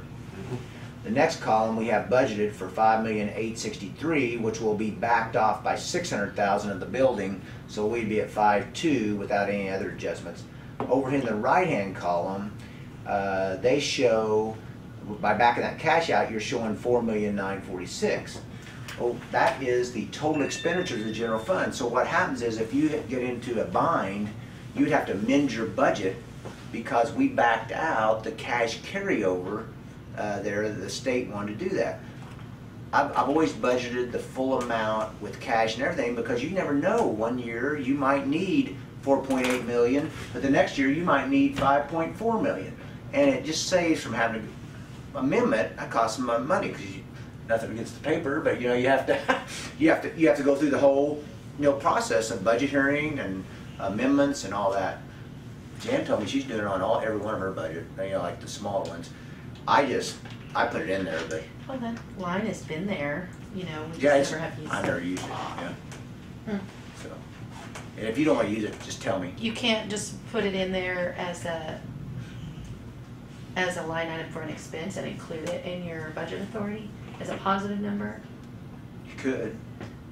And Because show. it still shows then where your cash is, Yeah. it still gives you authority to spend it. Mhm. Yeah, I was talking to Jan about it. That seems more reasonable, because Yeah. then you have the authority to spend it. I Even mean, though and you're I right. think it's great if you have It's that trans- transparency there with the Transparency, cash. that's the amount of cash And we're plus, estimating. it's even helpful probably to the board to understand that that money, even though we have it budgeted in a building line item, Mhm. if you spend it, we won't have any money to operate. Well, that's the way I'd like to show it, because what that does too is that third column is really hard to explain to people, like what you just said. Like, if you have it all budgeted up in other lines up there, and people get crazy with their budget and start spending it because it may be whatever, they don't realize that there's 1.3 million in cash we got to have to carry over to operate for the next year. Is that okay? Awesome. Let's keep it like we have. Yeah. Keep it in there. Keep it in there. So- We'll keep it in there, but I'm not gonna show it as a negative, I'll show it as a positive, and Yeah. what that'll do is it'll show it as budget authority, that you can spend it, but it's shown as a line item that is set aside for cash carryover. Does that make sense? Okay. Okay. Thank you, because I was about to have a heart attack. I know. Squirming around. I know. Well, I called Roger did it before he left, okay, that's the way he wanted it set up. And then I called Roger, and Jan and I both, the state of Kansas, and, well, we just thinking. Well, it takes away a little bit of flexibility there, but it does, I think by showing it positive, it shows that this is money set aside we gotta have for cash carryover to keep this machine, you know, going forward. Okay, the other numbers I circled, if you go to 12, I'm just going through and talk about the circled numbers, and then we can go back where you want to deal with them. The circled number here, at the top of page 12 was contractual in courthouse. You see, did it not get circled? Yeah, it's there. It's there. Okay, yeah. 280 is the middle column, but we spent 362 in 17, and we only got budget 350 in 19. I didn't know if there was something special that happened in 17. I'm sure there were many special things that happened. Well, you're all special people, so I'm sure it's special things that happen, yes. I can check that out. That's just something that I noticed when I was going through here. We already talked about down at the bottom there, I didn't circle it, I did on mine with green, but the 165 and the 165, where in the first column, it was the Economic Development Department. You see that? Okay, so that was there. I've already explained the road and bridge and how that works at the bottom. The next one, I don't know if you said there was some other departments that, or people that come in and talked about budget. I don't know if I ever got like what you decided on, like special fair, extension council. Like, some of those came after you were here, I have those. Okay. I think Conservation Extension Council District. came. Yeah, I think Yeah, it Extension came, Yeah, and Conservation District came, and they both had increases. okay. And Prairie View was also asked for more. Yeah, so I didn't know what you want to do on those. These are just the same numbers as last year. Okay, Okay. so we can go back at some point and visit that. 14's debt service, you don't have any, that type of debt anymore. 15 is the road and bridge. There's the neighborhood revitalization for road and bridge is about 60,000. It's about half, not quite a half a mil. Cash forward on that, page 16, is down quite a bit there. 16, you see that? 188. But that's things that if you look, you kind of hold that, your finger there and look at the next page. I've circled a bunch of numbers that I don't know, you know, are you keeping it the same, you know, forward? So there's some numbers here that have some things built into the 19, those circled numbers. We'll need to talk about that, figure out what we want to do with the roads, the bridges, commodities in the maintenance shop. These were, I think these were numbers right off the road and bridges information that they provided, okay? The next page is 18, ambulance. If you look at the number I circled up there, what Russell done is dropped in the half where we were at. I think halfway, and I don't know if it was half when he was in here or if it maybe it was 5 Nope. months. I think it might have even been 4 months. 4 when months? You guys were here. Okay. Let me see where that is Income. now. Yeah, income. I was trying to get that number to see what it was annualized.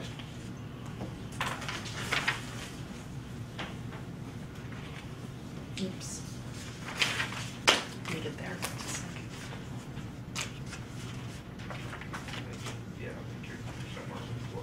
Because 519, if you look there in the 17 column, 519 to 542 was what you got in 17, and we're only showing 420 in the middle column of 18.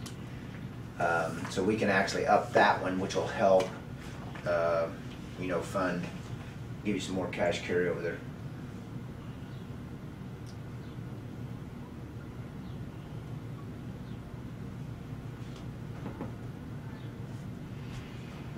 Oh, this shows June. So we're at 272 after 6 months.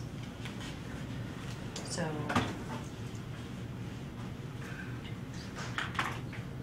262? 272. 272? So you're looking at 544. 544. Okay, so you want to change that middle column to 544 then, you think? That seems a bit high. Just Not 500? very You want to show, conservative. you want to show 500? Yep. Just 500 in the middle column, there's an 80,000 we picked up. Well, Hmm? so I would be comfortable with. Yeah. 500, okay. So by changing it in the middle column, what then do we do then What- on 2019? Well, we'll get that here in a minute because, okay, and then we go over to the 19 column in that same line and let's change, you want to change that to 500,000, leave it 500,000 flat? Or what do you want to do a little more or don't want to get too carried away because this is this whole Income? thing. Yeah, I think income. Just leave it flat. 500, okay. Okay, so then I'll have to change some of this and we'll come back, this will be something when we come back and we can talk about it. But if you look at salaries, I think that number, that 1,028,000 came right off of the sheets he provided because weren't we adding like, Well, and I will tell you that I did that, and that was a mistake, because I didn't, when the presentation was there, you know, everybody was giving us this Yeah. pages of information, and we really didn't get a chance to look at. I didn't know in his original number, Mhm. he already included 2 full-time employees Okay. at about I think about 110,000, one was 47,000. Okay. One was 50-some thousand, and then that's plus benefits. Okay. And I didn't see that at the Okay. time. Okay. So I think I had said something about, because he was talking about 2 part-time employees. Mhm. That's where that Yeah. extra money came Right. from, 2 part-time employees. So, Probably only reason I said that. circled this is I'm not gonna worry about it until we get all the numbers that, you know, like Tina, they go through and put all, when you decide what you wanna do with salaries and benefits, then that's when we drop the numbers in and see how that impacts us, if that's okay. Okay. Yeah. And then, So we'll revisit that. yeah, and then Okay. there's another one there, I didn't circle it, but cash carry was 53,000. I will adjust all those, and I'll go through and make them positive and then show them as a separate line item, but they'll be part of the carryover. The question back to what do we do with the 80,000 in the middle column up there on service fees? What that'll do is it'll just carry over into the 19 column and either help reduce the levy in that fund, because we're collecting more now, of service fees, or we can put it towards the, put a little more towards the ambulance. So I think the way the ambulance worked, you bought the first one outright, you bought a chassis on the second one, and you're doing lease purchase on the remaining amount of that. Does that sound right? We were looking at doing the lease purchase on one full unit, including a One full reimbursement unit. of one Okay. of the chassis. Okay. So,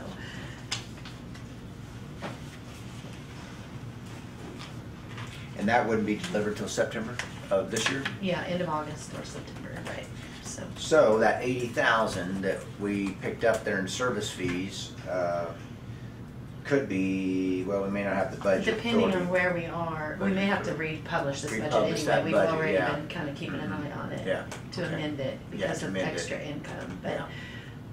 but if there is enough money to where we don't have to lease purchase the chassis, Mhm. then we would Yeah, probably we do could pay for that, yeah. in the current. So that 80, that extra 80 that we're talking about there could be used for some of those things. Just kind of seeing where the year goes.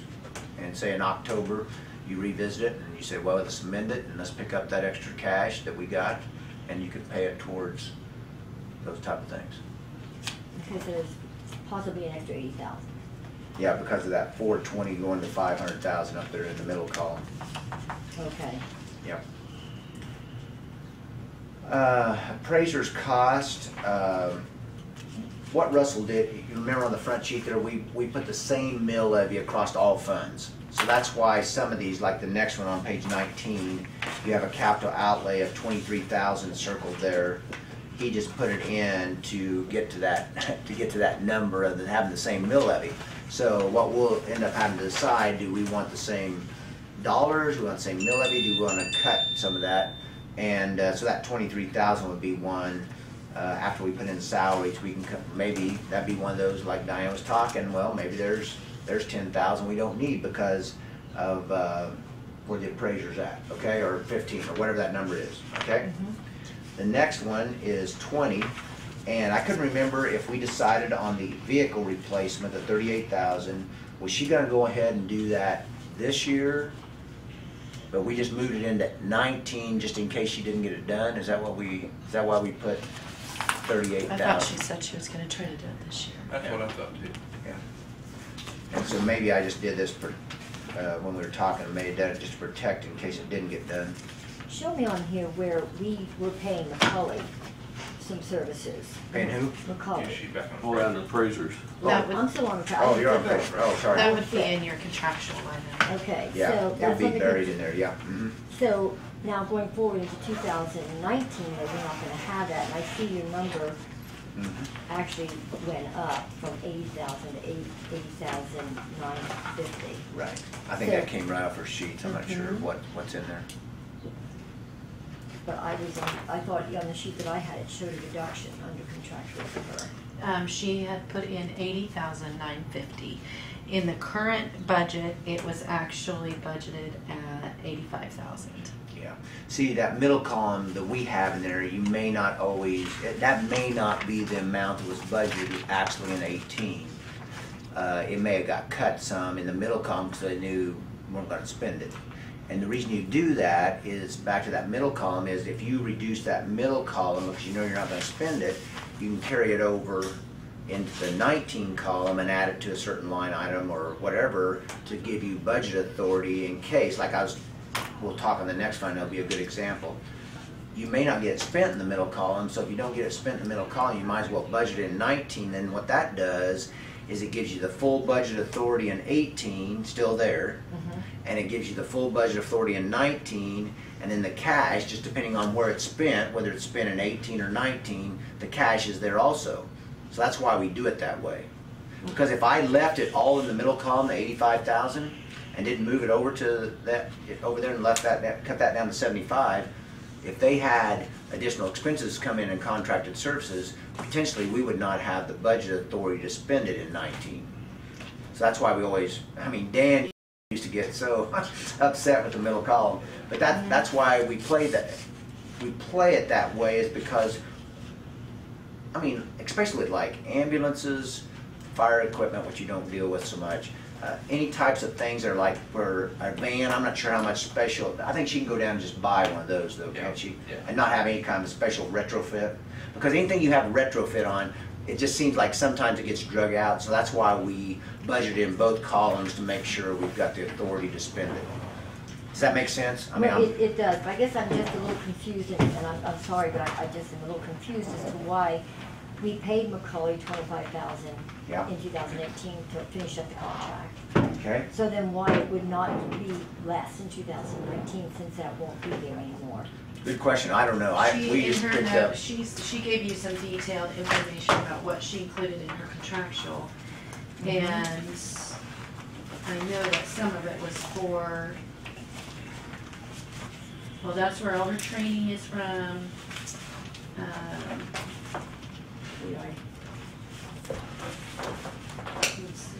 I'd have to look and see exactly what we paid Nicole. See what else she has. I don't think that you asked that Contractual. question the other day, Diane. Yeah, I should, you know why, I should have, and I only spent this Too last bad. week going through this stuff Yeah. and picked up on a lot of stuff. Yeah, And, 'cause that was, I mean, that's part of it. yeah, it's just amazing to me that there's $25,000 difference, but yet it's increased. I don't know.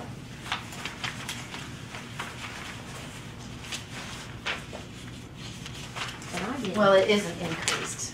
It's not increased. Well, it was 80,000. She dropped But it it by wasn't, 5. it wasn't 80,000. It was from saying we budgeted 85 last year. The middle Okay. column number, which isn't what was budgeted there. Oh, okay. Yeah, so your question is 25 and she dropped it 5. So there's potentially 20 Right, that's maybe somewhere, I don't know. I'm Right. not sure. okay. So, okay, well, I guess I'll go back and reread some more and see what I can find. That 20,000, if I can find it. We I'll can, do that when we go back and after. work that fund out, we can go back, I mean, I'm just giving you the highlights here. We can go back and work Sure. that fund up. We'll figure out what needs to Okay, drop in. Okay. Well, and probably what's happening there is we did add some to the mill levy because we just get the same mill in this budget I'm showing you here, but that 23,010, you see that circled? That's probably part of that extra. You know, there's some of that extra that's 5 is in that number, the 23, because it was 85 last year, now it's 80,950. But we'll have to look. I'm not sure with the rest of it. Present to Okay. us. yeah, I found it. Did you? And then on the back she has, if you go through those other Okay. pages, lots of stuff there, but Okay. I just didn't see that. I'll have to reread it again. Okay, page 20. This is started talking about this, the van, the 38,000. The reason I had it in 19 column, in case you didn't get it bought in 18, we have the authority to buy it in 19, but it's up to you. I mean, you can still spend it in 18. If she gets it spent, it's great. It just gives you a little more flexibility. And she has 90,000 miles on that van. Is that realistic to replace it at 90,000 miles? That's a good question. I'm not an expert in vehicle maintenance. I've got 143 on mine. Pick up better. Yeah, and I don't see that there's a lot of But- expenditures for maintenance. So I'm thinking Yeah, 90,000 is, that's a good question. I don't know. There's some age on it too, but I don't know. Because they've had it for a while. It's like 2000. No, it's like a It's in the 90s. 90s. 98? 98 maybe, yeah. Yeah.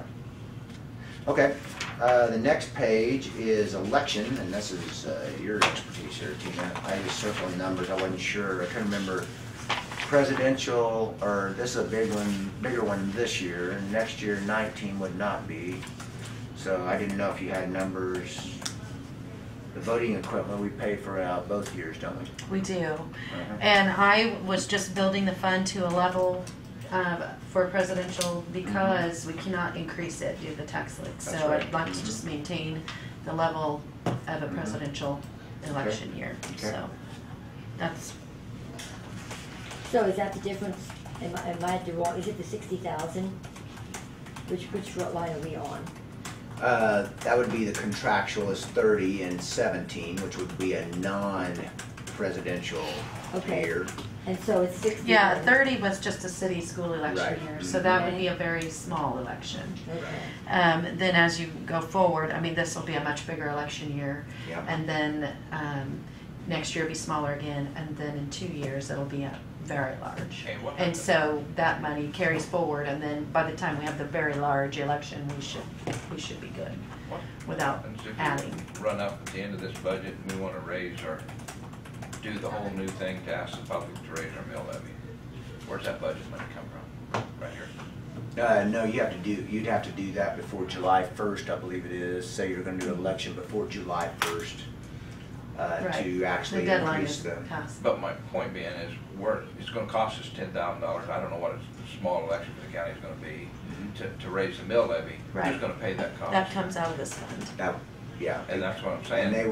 you would have to actually levy that now. I mean, it's gonna be extra taxes. That's what, you'd have to go over the tax lid.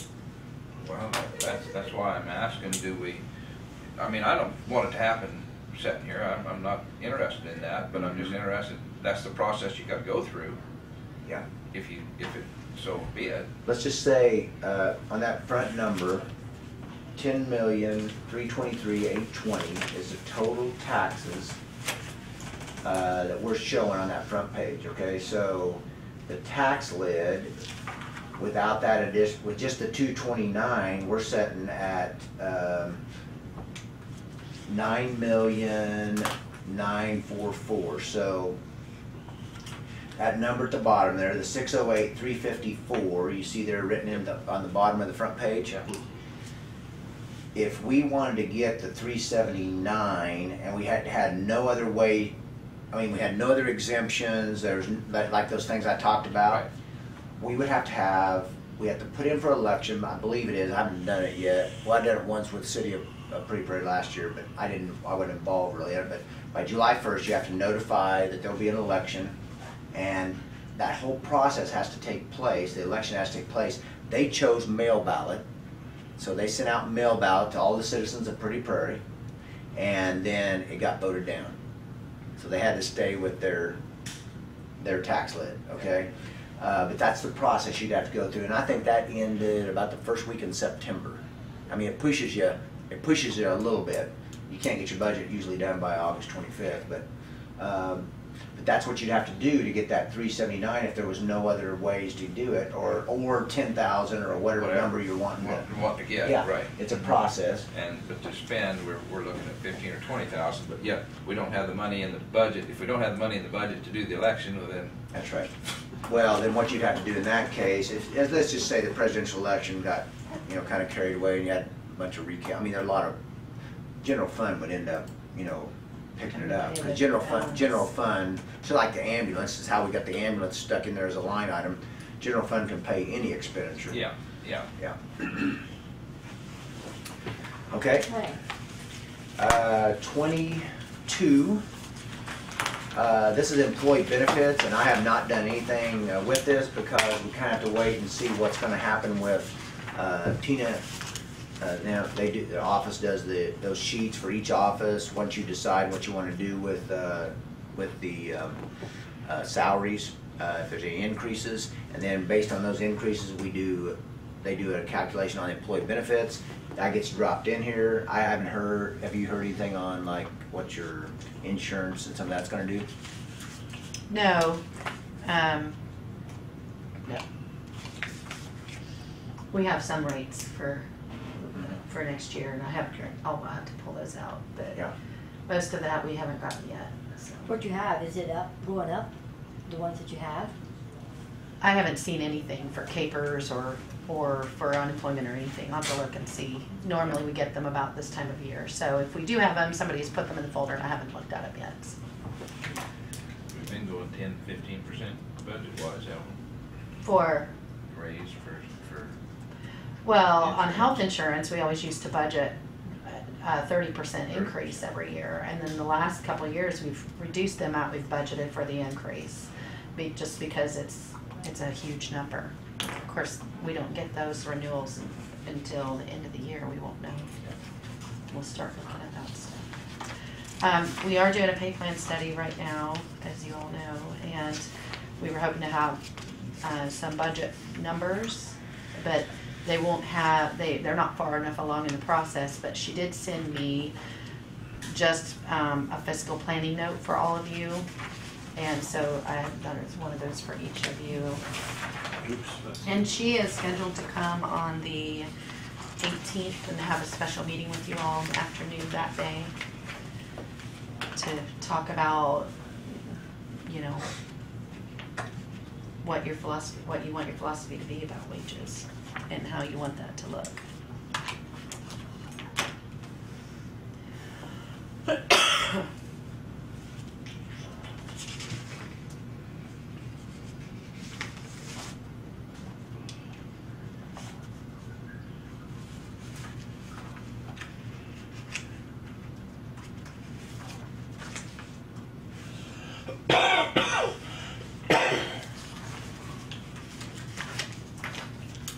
Wow, so she's recommending that we basically set aside an additional 4%, basically. Overall, to implement whatever plan. Overall? Mhm. Yep. Hmm.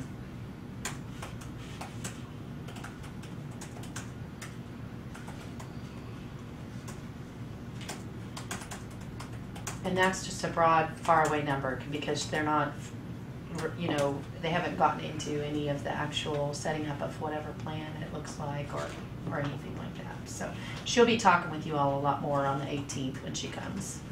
But she knew we were having budget meetings, and so she just at least wanted to get something in front of you so that you had a general clue. So. Well, at least it says that it doesn't mean that all the employees will receive 2%. No. So some people are being paid at a fair market value or what they should be for their job. Right? I mean, isn't that what that means? yeah, It that's says not not what all? yeah, I agree, Diane, I'm not Okay. mad with that. I'm just gonna give you some history. We did this before, we went through the plan before, some people received a bunch, and others didn't, and how many headaches does that cause? That's, Well, you know, that's Bill, what we went through. yeah, I understand that, but you know what, I was talking to several people, Yeah. and the bottom line is, no matter what we do, we're not gonna make everybody happy. Oh, no, So I'm not even gonna try to, I'm just gonna try to do the right thing and be done with it. That's it. And if you do implement a new plan, you need to be aware that, you know, it doesn't do any good if you don't implement it.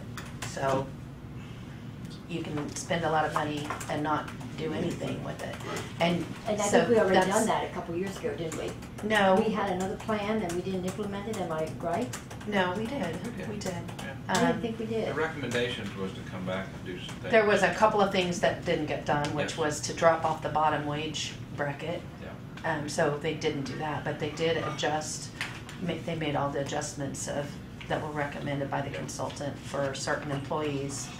Like for instance, the sheriff's office, there were large adjustments there, some in Road, quite a few in Road and Bridge were the main ones that were adjusted. The part that they didn't do was to drop off the bottom 2 steps of the pay scale and adjust those, so. Okay, I'm sorry, I just thought I was recalling our discussion on that and I thought I remembered saying that we had a pay plan, I don't know if that. Well, I think that's the way the whatever it newspaper was. may have reported it, but it wasn't, they maybe didn't have all of the information, so. Okay, so let's just talk big picture here on this one Big page, picture. 22, okay? Okay. Okay, so if we did a 20%, and it may not be there, I'm just trying to, back to your original question, why do we need to keep moving forward with some of these numbers? So if we go from, if you look at the total expenditures in the employee benefit fund of 1,576,000, you see that? Gold number. For 17, right there, total expenditures actual was 1,576,521. Okay, 20% of that would be an increase of 315,304 from 17 to 18. Now, will that come about? We don't know. We don't know what hell. I mean, you're already in the middle of that year, but you don't. Do you know what was your increase? Do you know what it was this for 18? 4%. 4%. So it's probably a little high. 20% is high. But I'm just giving you a kind of a picture of what it'd be. The next year, if we increase that on top of 20%, you're talking about at 378,000. So that 120% is 2.3 mils it would take to do 20% in the employee benefit plan, okay, or fund. The next one would be 2.77 mils. So you can see how this, I mean, this is just one fund. And I believe that 379,000, yeah, that's about what, 2.78 mils was what that 379 was I was talking about going to FEMA, already into emergency management. So when you start looking at each fund like this, it gets, now, so let's say 4% salaries, and I don't know what the Then you have benefits rates on top of that 4% salary, and then you have the different ones, health insurance, CAPER, you know, whatever else comes into that, depending on what health insurance does. It adds up. So we always kind of hope we had enough there, because I don't think I've ever had a, you never ran out of money here, did you? No, not yet. Osage County, we ran out of money. It was one of those situations, we thought we'd been putting in 30%, and they had a year where there was a lot of things. So the next year, they had all kinds of existing conditions that brought the percent, I think they went up 32% or something like that. We ran out of money by the end of the year. We had to pay it out of the general fund. And I mean, there's no crystal ball that can show you that. And so that's why I don't mind. I mean, I think it's great to cut taxes for, you know, people when we can, but there's just something about being steady. You know, just not getting too carried away, but not this way, you know, either way, not getting too, but trying to stay where you think you can take care of all the things, and this one alone, 300,000, if that was 20%. And you don't have a lot of extra cash in there. If you looked at the bottom of the 17 column, right under that 1,576,000, you had an ending cash of 112,000. Okay, you see that number? So if we took 1,576,521 and divided it by 12, employee benefits is 131,376 you spend on an average monthly. And we've got 1 month sitting there at the end of 17 in cash. And typically we try to have 3 months minimum, okay? So that you have enough to keep it going. So 3 months would be 394,000. And so, and then the middle column, you can see that if we actually spend what we said we're going to spend there, we could be down to 45,000. So that's why, I mean, that's just a constant. You just have to continue to look at your cash carryovers. You continue to look at what you're adding to the, and this is a fund that's really hard to budget, because there's so many unknowns. But that's, I mean, we dropped, starting of 17, we had 212,000. So that was about 2 months, not quite. And we dropped now at the end of 17 to 112. So this is a fund, I'm just saying, this is a fund we probably need to, to add a little bit extra to, especially if you're going to implement a pay plan. Because you're not going to have, I don't know what the total salary, do you know what the total salaries are? 4%, what's 4% of the total salaries? We should have that information. I We don't, have it. I just She's don't got have it. it in my head. Yeah, I don't I have provide it. it for you every year at budget time. You'll have it. We just don't do it quite we this don't. early. Yeah. Yeah. Anyway, I'm just showing you these. These are things that are realistic. I mean, 112 is pretty low for employee benefit plan. So what do you have from other counties, especially in the case of healthcare? Mm-hmm. One of the biggest that you can always count on an increase. Mm-hmm. Well, maybe not, because I hear there's some changes going on for future years. But It depends. But a lot of the counties that I talk to, when I go to the different Mhm. county association meetings, they're going to Self-funded. self-insured. Mm-hmm. And they seem to just love that and save mega dollars compared to what we're doing here. Do you hear a lot about that? Or? Yeah, McPherson City has done it for years. And they're happy with it, aren't they?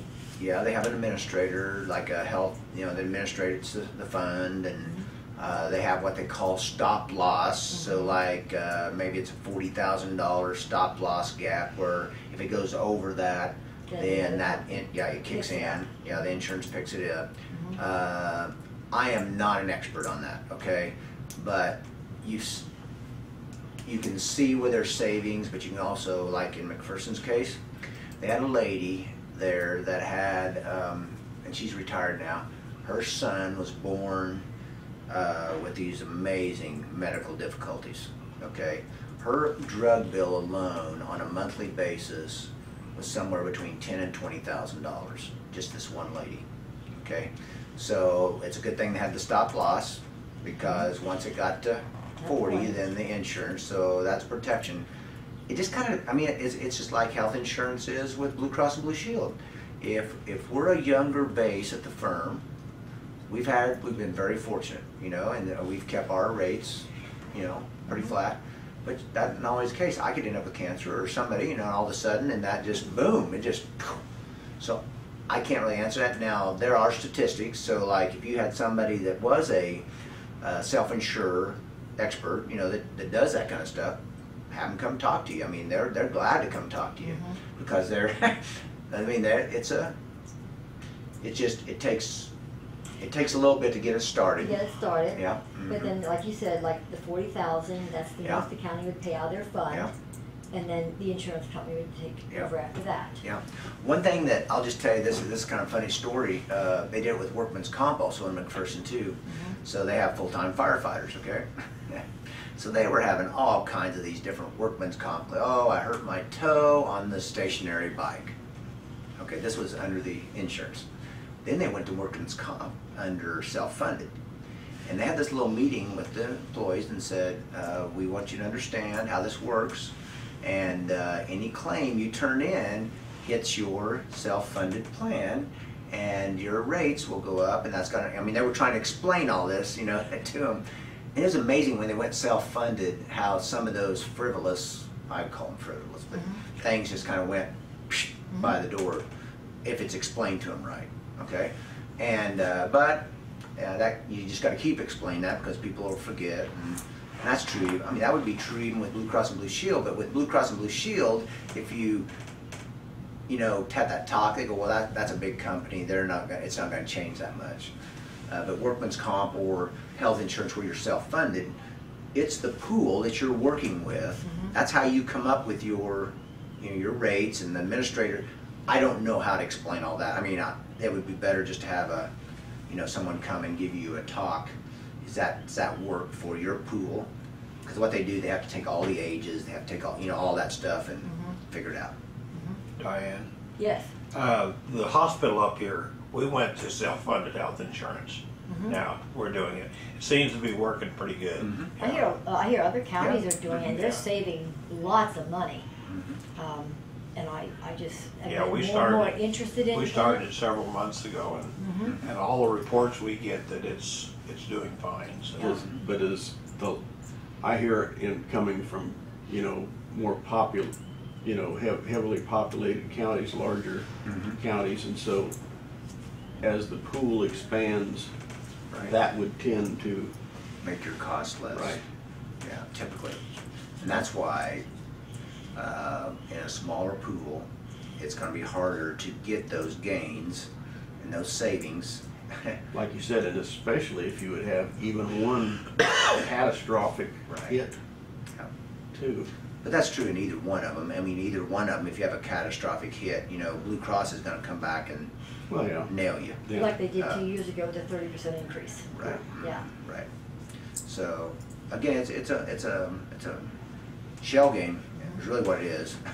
I mean, I don't even know how to explain it. I mean, it's just but it's worth, I mean, your fiduciary responsibility is to have the best opportunity for the employees, and I mean, that's just another thing you could talk about. I mean, someone would come and give you probably an hour or I've 2 talked hours. to several companies about Mhm. potentially coming in toward the end of this year. Yeah.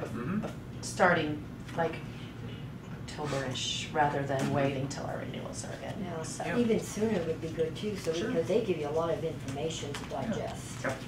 And I know last year when we went into insurance, we kind of pushed it off, and then all of a sudden, because they get it done, and I really like to study that stuff and then talk to people about it, experiences and stuff, but Sure.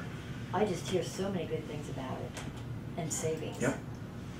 I think what Kent brought up a good point is if you could find another county that is your pool size and roughly your ages, those are the ones you want to talk to, because you're probably going to have a similar experience.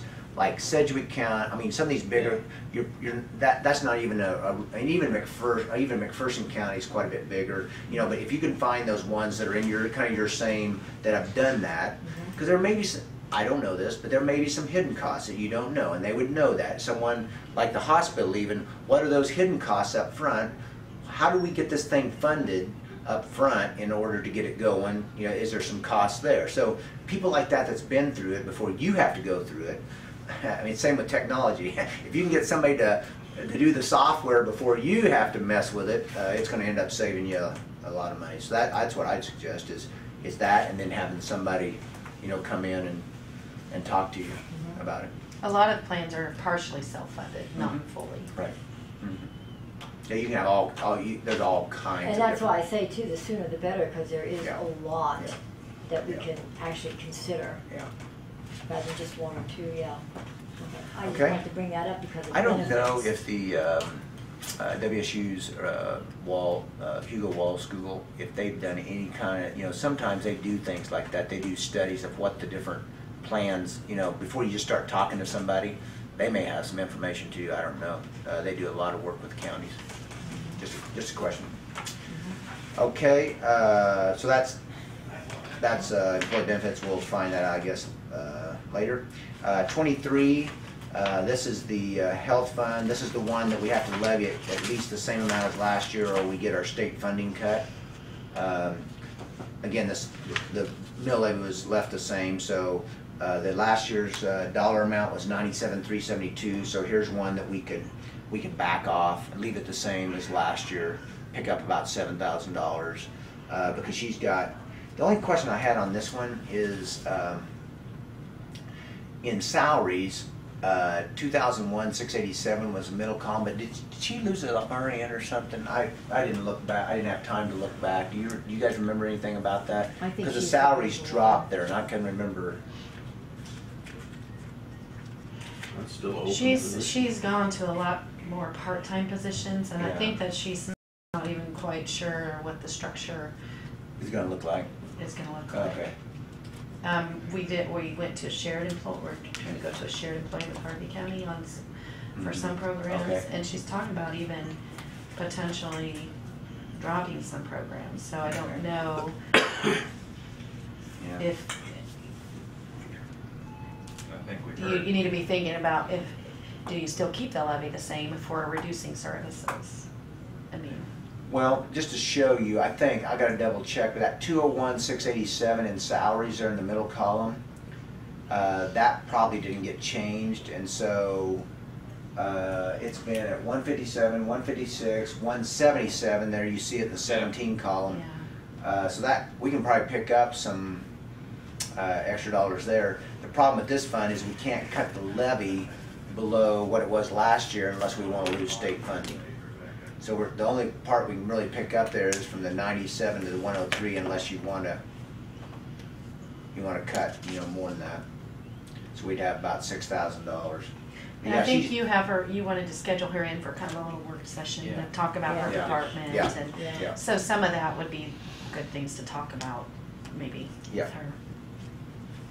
Because she could tell you if the grant was reduced because you Right. reduced the levy, what the actual fiscal impact might be. Yeah, what the Losing dollar, What yeah. the dollars that would be lost. And it's a 1-year law. It's not like it's, I mean, you would lose it over time, but if you do it one time and then you drop it back and you are downsizing your health department, then it might be a And she does have some funds built.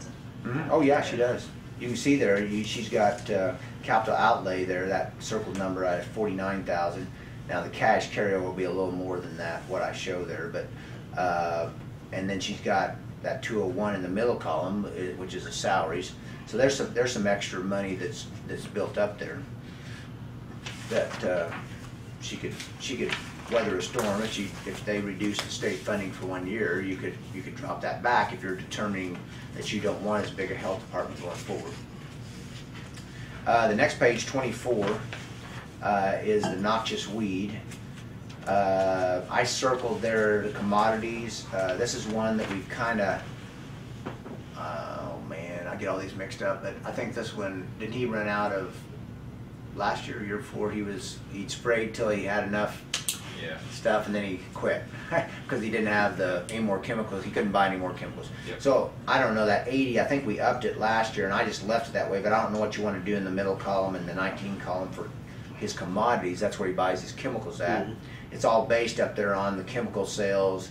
If you notice up there at the bottom of the receipts up there is 43,650 is what he brought in sales in 17, and we were just conservative of 40 and 40. But we did, looks like, drop his levy up there. If you look at the second number from the top in 17 and 18, 101 was his levy in 17, 89 was his levy in 18. I don't remember why in that case.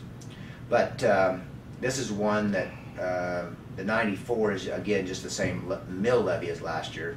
So there's some, that's one you're going to have to make decisions on. We did go on and make a transfer. We've kept the transfer going to the noxious weed. That's not a mandatory transfer. That's one, I can't remember, again, they all run together, but the pickup and spray, all that's pretty updated here. Yep. I Yes. thought it was, Yes. I can remember exactly. All of his equipment is. Yeah. So that's just one that, it kind of just determines how many weeds you want to spray and how far you want to spray into the. A lot of times it depends on whether you're having a drought or Oh, a wet yeah, year. yeah. You have to get rain or not. Yep. And you just saying that earlier, you haven't been getting rain. I went down to Sedan where I grew up and holy smoke, it looks like the Garden of Eden down there. They've had so much rain down there. Yeah. The next one, 25, is I want to try to get through these before lunch here. And then I guess we're planning on coming back. We have tech bids after lunch. Okay. Got one. Or do you want to tell me, I guess I should ask, but I'm trying to go through and show you all the different things. Do you want me to go back and leave all the dollars the same on the levies and all the funds except for the general, and then we decide? I mean, that's some things that if you don't have time today, I mean, I understand. Well, I that. don't know how long the tech, will be either. Yeah. And so I don't know if there's Yeah. any things that you can change and then Yeah. come back with a new version or not. But Okay. we had initially just planned on half a day when last time you were Okay. here and we talked Sure. about it. It was just half Well, a day. you can just give me direction, because this is still a draft, so you can kind of give me direction, what can we figure out here, and I can come back and, next week or whatever, or the week after, whatever. We have some time yet. Okay. Okay, page 25, the park. This is one where the electrical upgrades is 50 and 50, and I couldn't remember, you were gonna try to get some of that done after the camping season this year? This fall. Yeah. And was it gonna just be 50? It'll be somewhere closer to 60 or 70, Okay. I believe. No, that's the water. This is the water upgrade. that we're Water talking upgrade? about. Yeah. That's. We're gonna be able to do electrical this year. Electrical was, we just did that just to get it down to the dock, just that little project. That was water upgrades after the camping season. Did I misunderstand? Yeah, I'm just, whatever, I didn't know It's what water was what. upgrade. Water Yeah. upgrade, okay, okay. And so I remember him talking about the heated dock. There were some things that he was going to try to find grants for that, I guess. A couple numbers I didn't circle here that I was just looking here, just jumped out at me. Contractual in 17, 123, 452 there in the 17 column, second number down, the expenditures. We've got 92 in the middle and 110. I'm not sure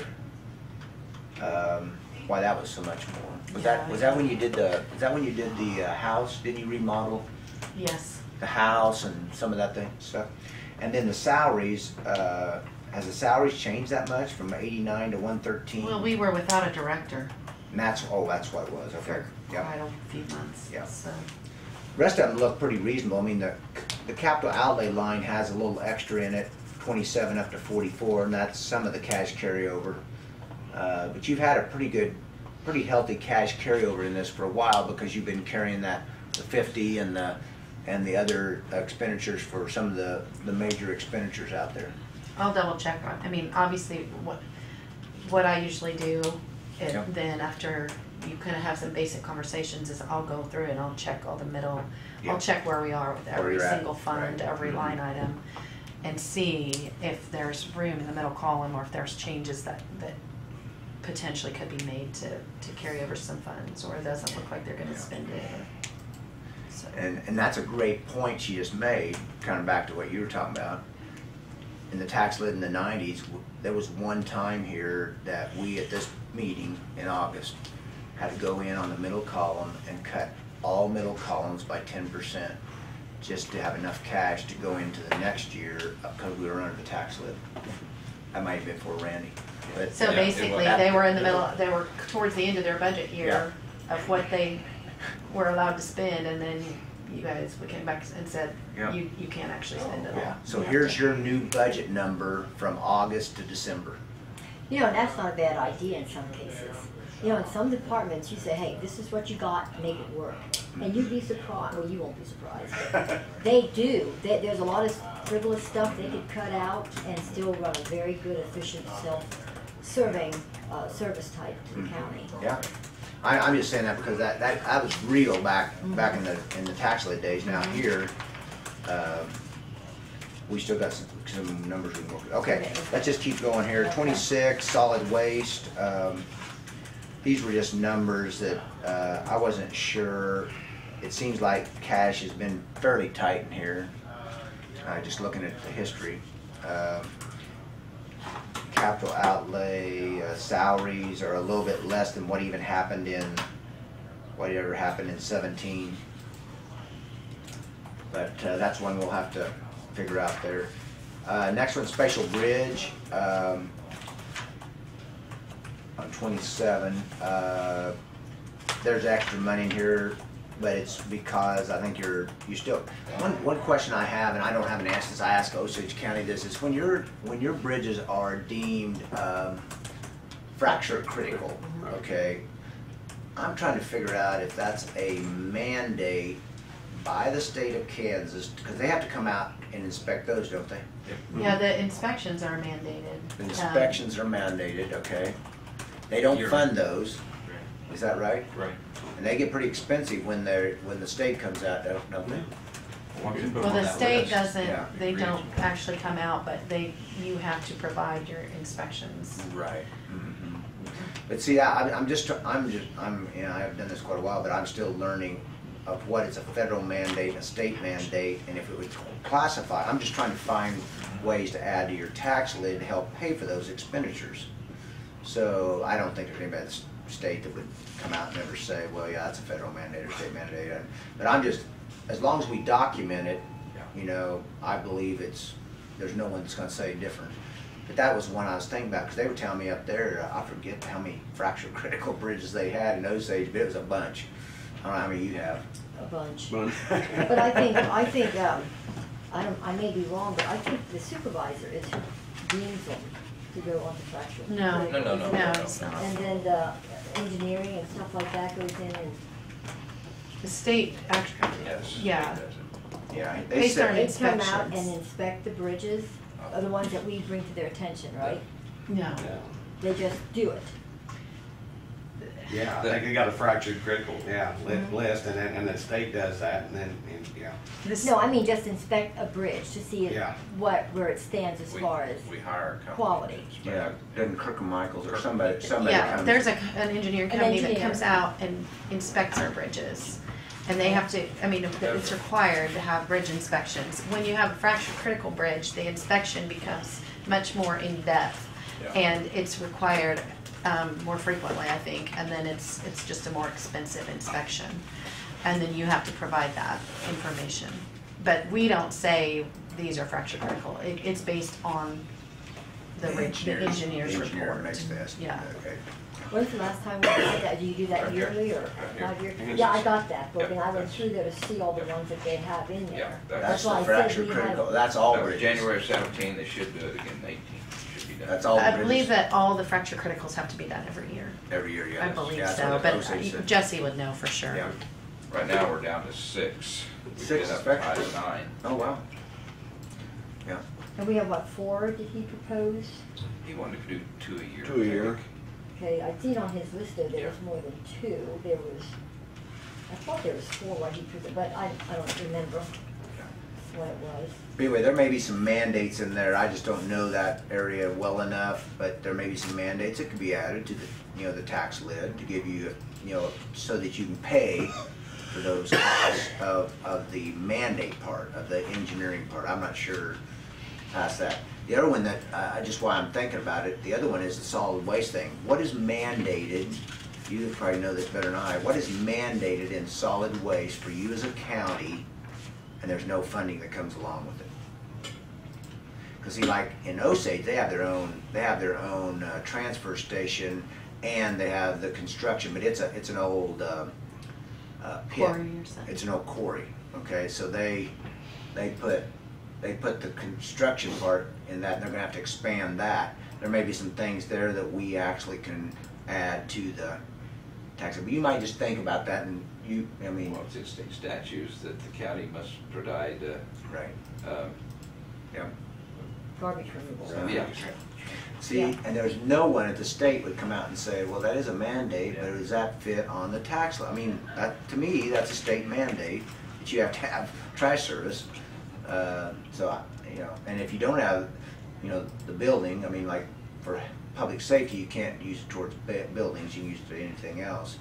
But, I don't know, there's just so many unknowns, and that's why I'm just trying to, I don't think there's any dumb question, there's just no one that has the answer. They get a refuse act or something that they are required, refuse act. When Yeah, they sure. switched that landfill over, when we had all that to go to the transfer station, Yeah. but then they had a, Yep. that's what Yep. they call refuse act, and that's Yeah. what caused them to have to do that, something yeah. at the time. Well, I it's a- probably had a dumb question when I said, when I said the supervisor goes out, because I know Jesse was out there with them when they were. Oh, he goes out with Yeah. them, I'm sure, Because he the was just telling me engineer, some but stuff Kirkham about and when they Michael, were it'd be doing it. contracted, yeah. And then they were just telling me at Osage that when that engineer says it's fracture critical, then the state has to, it just gets a lot more expensive, and so we were just talking through, I'm learning a bunch here too, I don't know, I'm not an engineer, but, I'm just trying to identify areas that would be mandates that, and there's a lot of them that the state does not pay for, or the federal government does not pay for. And so the benefit of that here, we could maybe do, just saying it wouldn't go under the, I'm not sure where they pay that at, if they pay that out of Road and Bridge, or if they pay it out of Special Bridge. But wherever, it's both a levy fund, so if, let's just say it's $20,000 to do those, I don't know, it's probably too high, it may not be $20,000. No, it's not. 10,000, it's not a lot of money probably. But if you start adding up each one of those, it could be, different things that are mandated. Well, it depends on the bridge. That one bridge was $7,000. Right. One I think bridge is that's- 7 for. Yes, It's fractured. but that's, I think that's probably our highest one. Yes, that was, yes. Yeah, so, and some of those are scary, like the grain cart that went through, and the guy, my son, he would go and say, the guy went and pulled the sign out before they got there. Yeah. Keep going. Okay. I'm no more said. Let's see, 28, now we're into funds that are not tax levy. So these are more just flow-through funds. I had a question on page 30. Spatial road machinery equipment. I'm gonna go back, and this is one that always gets me because if there's balloon payments or anything, these are where you pay your lease purchase payments. I've got to double check those, and then Tina always double checks them for me too. The next one, 31, this is what we were talking about earlier. In 17, at the bottom there, you spent $3,458,000, and I think 18 we'll spend $3 million again. Over 3 million. So see, that fund all of a sudden went at the beginning of 17, it had 5,110,000, and at the end of 18, it's down to 434. If 3.5 million is what you spend, and then we have the transfer in the next year, they'll bring it back up, but you're using it up. So there's other reasons to keep putting money, plowing money back into it, because there'll be roads that need to fix. Question Randy had about the bond and interest jail is one right above it there. There's a significant amount built up there, and I think that we looked that up. I don't remember. Is it 2019 that all pays? Well, Or you've already 18? Yes. Okay. Because we defeased that, so Yep. now that will go to the bank. Will make the last Yep. payments next year, I believe. Okay. But we won't have any more expense out of there Right. after our final.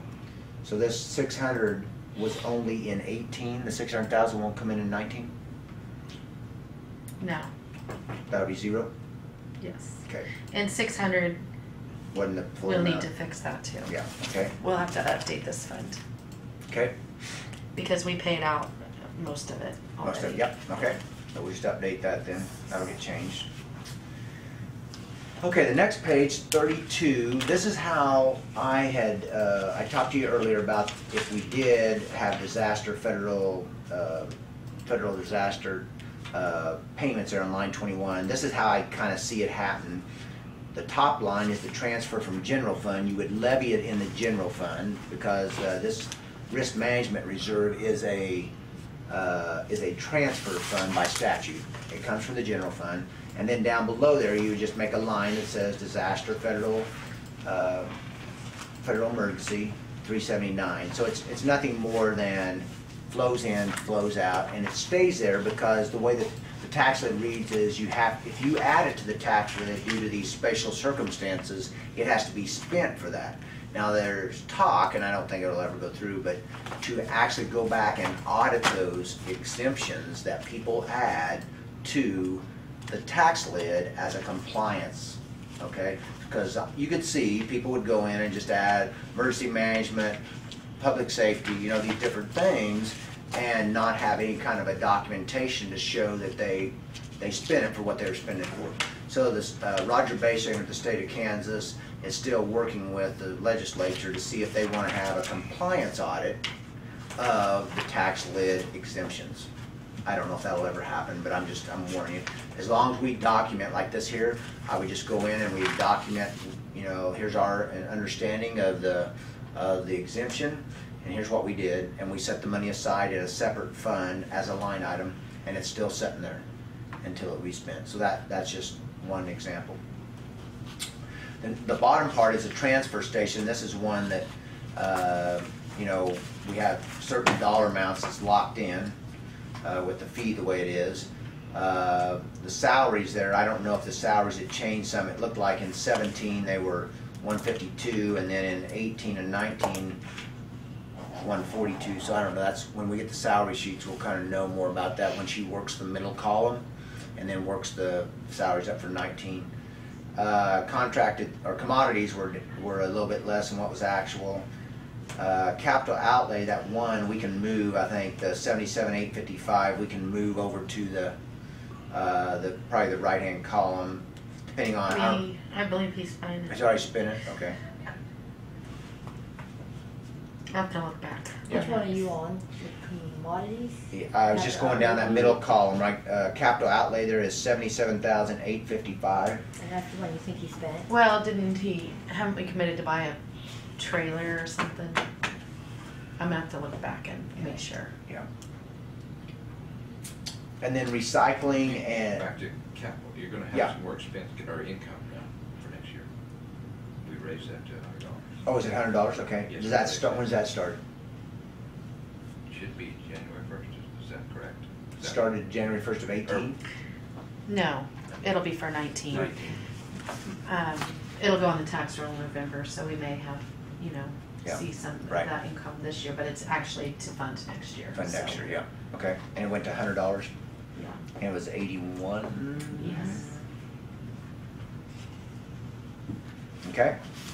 And then we still have the building line there. We had it at 1 million and we've got roughly 800. I don't know if that's again, we're just till we get the salaries and everything else figured out. I'm not sure where that'll come out. So I don't know, what was your latest estimates? Wasn't it 1.5 or something like that? So he's here Monday, Yeah. so we should have actual solid numbers. Numbers on that? Okay. For that project. Okay, good deal. Lake Patrol, I was just looking at some numbers there. It's not a levy fund, so there's really nothing to talk about there. That's pretty well it, what I had. I've told you everything that I've circled. I mean, there's still, once you dig into each fund, there's probably gonna be some questions, that we'll have to get further. So, let's ask this question. If the mill levy, okay, we know a rise in mill levy is not gonna happen, so, but there's probably a couple scenarios here. Leave the mill levy the same, and what I usually suggest if we have this kind of an increase is probably put it in general fund, and then if we do that thing with transferring it to risk management, that's all general fund money, and the reason that is because you can use it for paying anything. That's one thing nice about it. If you did decide to put some of this extra assessed value that's generating this tax dollars, put it in the general fund, then you can use it for ambulance or radios or whatever pops up. Employee benefits, if for some reason, because that fund's getting pretty low, we may want to add some to the employee benefit fund and then put the rest in the general fund to allow us to be flexible. But that fund, 112, like I said, that's pretty low for a cash carryover at the end of the year with the amount of expenditures you have coming out there. But the rest of it is, what's another scenario? I mean, I could work up another scenario. Another scenario would be what Diane asked is I backed it out here. If we backed out and just stayed with the 229,051, there you see at the bottom of the front page there, just did the regular tax lid increase for new improvements and assessed value, that would give you a mill levy of 72.848. So that would be a drop of 2.78 mils to just do the regular tax lid increase for CPI, and so that's kind of probably the range I would guess. I wouldn't guess you'd want to go any lower than 72.848. But then, like we've talked on every one of those funds, there's always something in there, and depending on 4% here plus the employee benefits, before you know it, you've got 10%, you got 20, whatever that number is times your expenditures. It's going to be hard to keep your cash balances at 3 months level if you drop it too much. That's just what I'm just being honest with you. And it's gonna be hard, but is it impossible? Nothing's impossible. Okay. Yep. And I know, we didn't go line by line by line. Oh, no, And this was just Right. kind of tell you where it's at. And We can kind of look at strategies. You tell me what you want, and then when do you want me to come back? And I'll have a fresh draft of, the best of my ability, and then Tina takes it kind of from there and goes through the middle column and the 19 and kind of see if there's any, because you guys know way more. I mean, I'm here just for a few times. You guys deal with it every week. Well, I'll tell you my point, and then I'll let each of these tell you yours. Okay. I like what you said about the 7284, Okay, and that would be my goal, would be to reduce the taxes, because I don't know when we'll have another opportunity to do this. And I think by reducing it like that, as being financially responsible, going through each and every budget, and cutting out the pork, shall we say, okay, and make our department heads be more department responsible. I think we can still maintain a good service, save some money, because as I went through the individual line items, and I'll just say, for example, I'll just say, going through the line items of what they presented, Yep. there's, quite frankly, in my opinion, a lot of things can be cut okay, that are not necessary to run the department efficiently. okay, So if we make our department heads efficient and just cut those things out, and we need to prioritize, make sure we have all the important things covered, but get rid of all this excess. okay. And that's gonna amount to a lot of money. That's Okay. where I'd like to go. Okay. Randy, what's your point and your thoughts? I'm definitely not in favor of going that low, because we don't know where the tax rate is gonna take us in products. And I think if you, like I told you, read Anthony's Sports River, that the tax rate is just gonna hit us here in another year or two, right on down the line.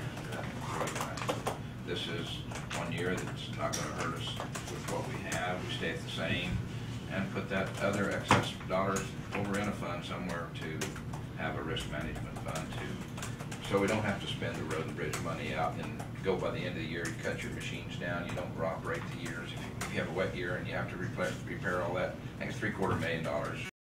No, yeah, 700,000 somewhere there. And you have a fund like that you can use for damage, because we don't know when that's going to happen.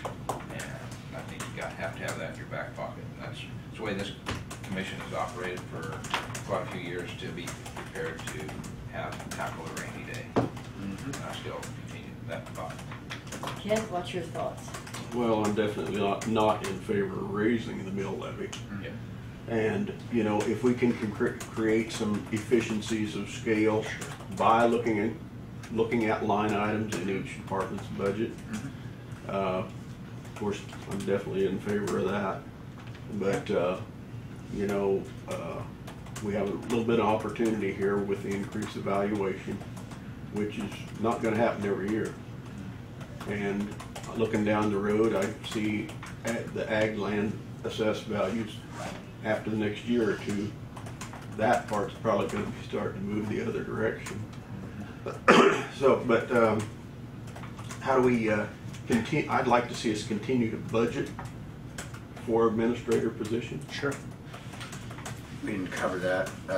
We might just look at it real quick. I mean, we got 5 minutes. we moved that money to our radios last year. Yep.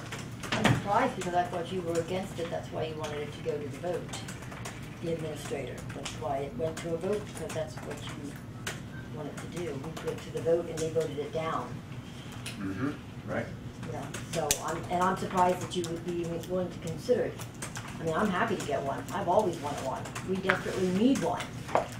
But I'm just kind of surprised to hear you kind of flip around a little bit there and look at it differently. Yeah, you know, that was when I first started on the commission, and I thought it was fair to have see what the voters felt like, because I didn't have a good feel for it at that point. I was very green.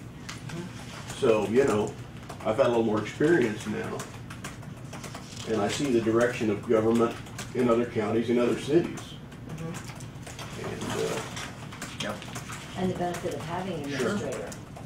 Sure. Yeah. And I feel bad because we didn't educate the public accurately on the benefits of an administrator, so Yeah. I take a lot of that. Well, I mean, you can, obviously, I think you all know, you can add an administrative position. It can go to a vote. Doesn't have to, though. But it doesn't have to. You can do it by resolution if that's the direction the commission decides to take. Right. So. On 13, I didn't show you where that's at, but on 13 is where that county administrator position is. There's 0 in the middle columns. And then the way the budget shows because we didn't go department by department in the general fund, but it shows $97,500 with the different Which is the same contractual, thing we had for same- this year. Yeah, same And thing I we had. actually applied 97,500 to the radios, not 95. I did the whole amount. Full amount. Okay, Yep. that's good. Okay. So you kinda got an overview? Yeah. So you and then- probably have to bring us a pro and a con, a two version. Saving and Randy's proposal and then cutting it back. Yeah. See I'll what it s- would look like. Yeah, I would probably take, and the 72,848, try to work it based on that.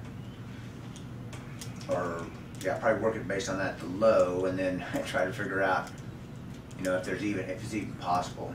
Because I won't know, I'm gonna be really upfront with you, I don't know where those efficiencies are in each department. And, you know, we heard them talk, we heard them share, they put down, most of them kept it pretty well flat where they were at, you know, from previous years. That's a lot better than it used to be. It used to be they'd come in with all kinds of, I mean, it'd be anywhere from what, 5 to 10 mil increase just based on, and that, you know, and finally we just said, you know, it's gonna get cut, so you might as well bring it in at what, so that's why I think a lot of them try to, you know, bring it in at realistic instead of their dream budget. Because everybody has a dream budget at home, even if you have a dream budget. But yeah, I can start with the 72,848, try to do all these things, but there's, what I'll come up with is a list of the unknowns that I don't know, and I'll add those up. And so what you'll have is you'll have a budget at 72,848, but then here's maybe 10 items added together that will be $400,000. I'm just throwing, I have no idea what that number will be. And then we'd have to go through each one of those, and if we add that line to the budget, all of a sudden that's 0.5 mils. And if we add that line to the budget, it's 0.75 mil. You know, you see what I'm saying? That's the way I would, I mean, does that seem reasonable? Yeah. Sure. Yeah. Because these are unknowns that we will not know. We will not know exactly what's going to happen to employee benefit plans with health insurance, and we will not know, you know, exactly. Well, I mean, you'll know, but are we going to add 4% to salaries, and then what impact will that be on employee benefits? Transfer station, you know, I think you've asked me before. Well, we only have 800,000 set aside in the transfer station. How are we going to get 1.5 million? Well, that's some decisions we'll have to make. So it's those types of things, and I may not even captured all of them. I'll try to do the best I can based on what you've told me and what I've heard. But that one sheet is what we'll have the budget, and then we'll have that one sheet, and these are things that I don't know the answer to, and maybe we'll just have to work through it. I mean, that's the way it is every year. So does that seem reasonable? It's reasonable. And Diane, to one of your questions about going through each department and stuff, I have one that was presented to us and we haven't talked about it. I mean, the agent come in and wants to raise the rent for the Marion building, $200 and some dollars, but yet we don't do nothing for Peabody or Hillsborough, either one. Okay, wait a minute, I didn't follow you. What On did the you say? aging, on the aging, she come in and asked to raise the rent for the Marion building, but yet not help with the Peabody or Hillsborough. Well, the rent is the amount that the county pays to have our office over there. Yeah, but you want to raise it to her. Right. But she's not paying an expense on behalf of the centers. It's our expense. Just the way you said it, it made it sound like Well, it I was just like want to a. raise it $200. Right, I know what you're saying. Okay. I just wanted to make sure that everyone I don't. understood it's the rent for the office space Didn't she want that to raise we're it paying to them $200? because that's not our building. Correct. Right. Correct, yeah. And That's what she said when she came in, was to raise. And that's in Peabody? No, Or is that right here? That's No, it's right This here. right away. It's right Why here, does yeah. she want to raise it? Because they're having trouble operating. That's the explanation she Oh, used, see? okay. And so, I thought you were going someplace else with No, this, okay. no. Okay, no, you're worried about everything else. No, we're talking about what she said. okay. And that's exactly what she said, was that and it was for the rent of the building. Of course, it's for $200, yes.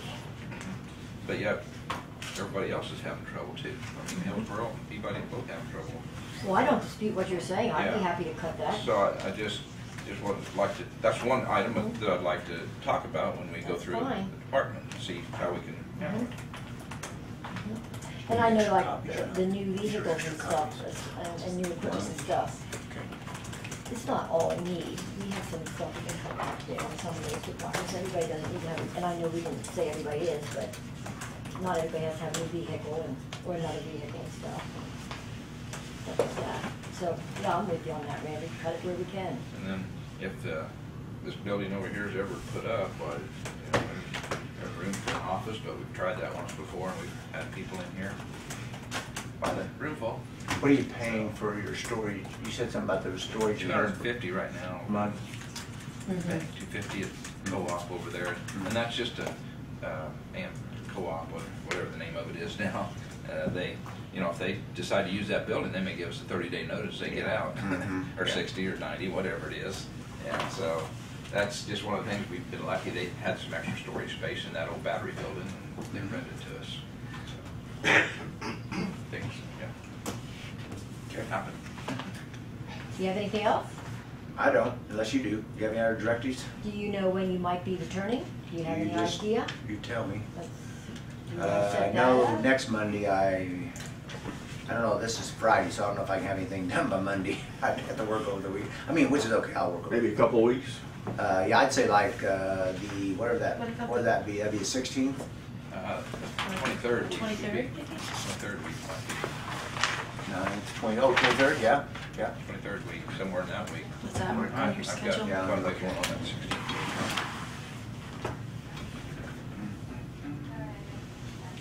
Yeah, let me look here, it's loading. Okay, calendar for the 16th.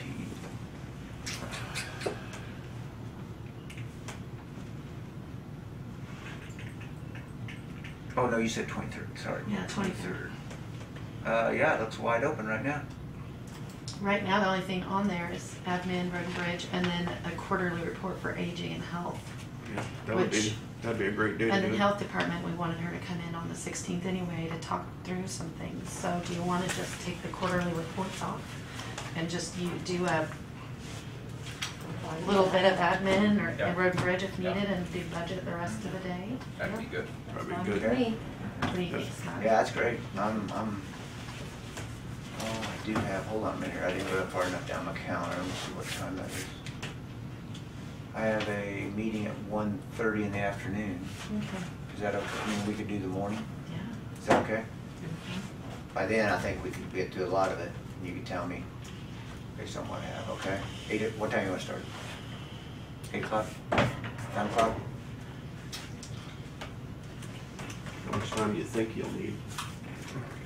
I mean, we could go from 9 to 12 and just see, I mean, we still got, we don't publicly, we're trying to have the The hearing on August 20th. August 20th, yeah. Mhm. So we'd have to publish the week of the 6th, Yep. yeah. So we'd have Yeah, 1, 2 2, full weeks. 2 full weeks after that to make any changes. I'm working on Osage tonight, and I may not even go back up there. I'm just gonna send it to them Monday morning, they're gonna look at it, and they're keeping the mill levy the same, and they have a lot built in, just because they have big excess value, and they may just make a decision going down the road, so. Should we just do a budget work session starting at 9, and then if there is any road and bridge or admin, we can maybe start at 8:30 with? Yeah. Just for a short, Yeah, we can start or, at 30. or we, is that okay with Start everyone? with 9. You're gonna start with Start 9. with 9, just as budget only, and then if there is business that comes up that really can't wait or has to be added, we we can can start start at a little bit 8:30, earlier, or just take 15 minutes at the beginning. Just as long as we put that out early enough for people to know. You know, a lot of times people don't know when we change the time. Well, then just plan on, if there's business that comes up, we'll start the budget 15 minutes later. Leave the time the same. Is 15 minutes gonna make the difference? It's not gonna matter to me, no. No. No. I'll be here either way. Yeah, so, Good Lord willing, the creeks don't rise. My grandma used to say. Yeah, what's the creek? Oh, the creeks aren't I've that had a bad. problem with creeks rising too much lately. About a year and a half. More like drying They up. are. Have good for God willing. Okay, I'll see you on the 23rd then. If you think of anything, any magical moments outside that dot on that piece of paper that might be out in the white space, let me know. okay. I gave you earlier. Okay. Will do. Thank you, Scott. Thank you. Thank you. Yeah, thank you. Appreciate it. For all your work, all your time. No problem.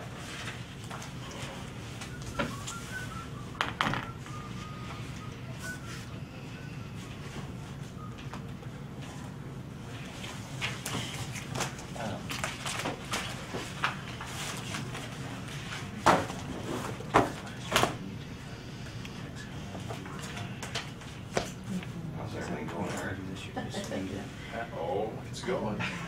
It's going. You having any difficulties? Mindy. Well, I guess we'll go ahead and take a lunch break. So we'll just go ahead and recess for lunch. Okay. Be back here at 1. Yeah, you just tell me. I mean, I'll do either way.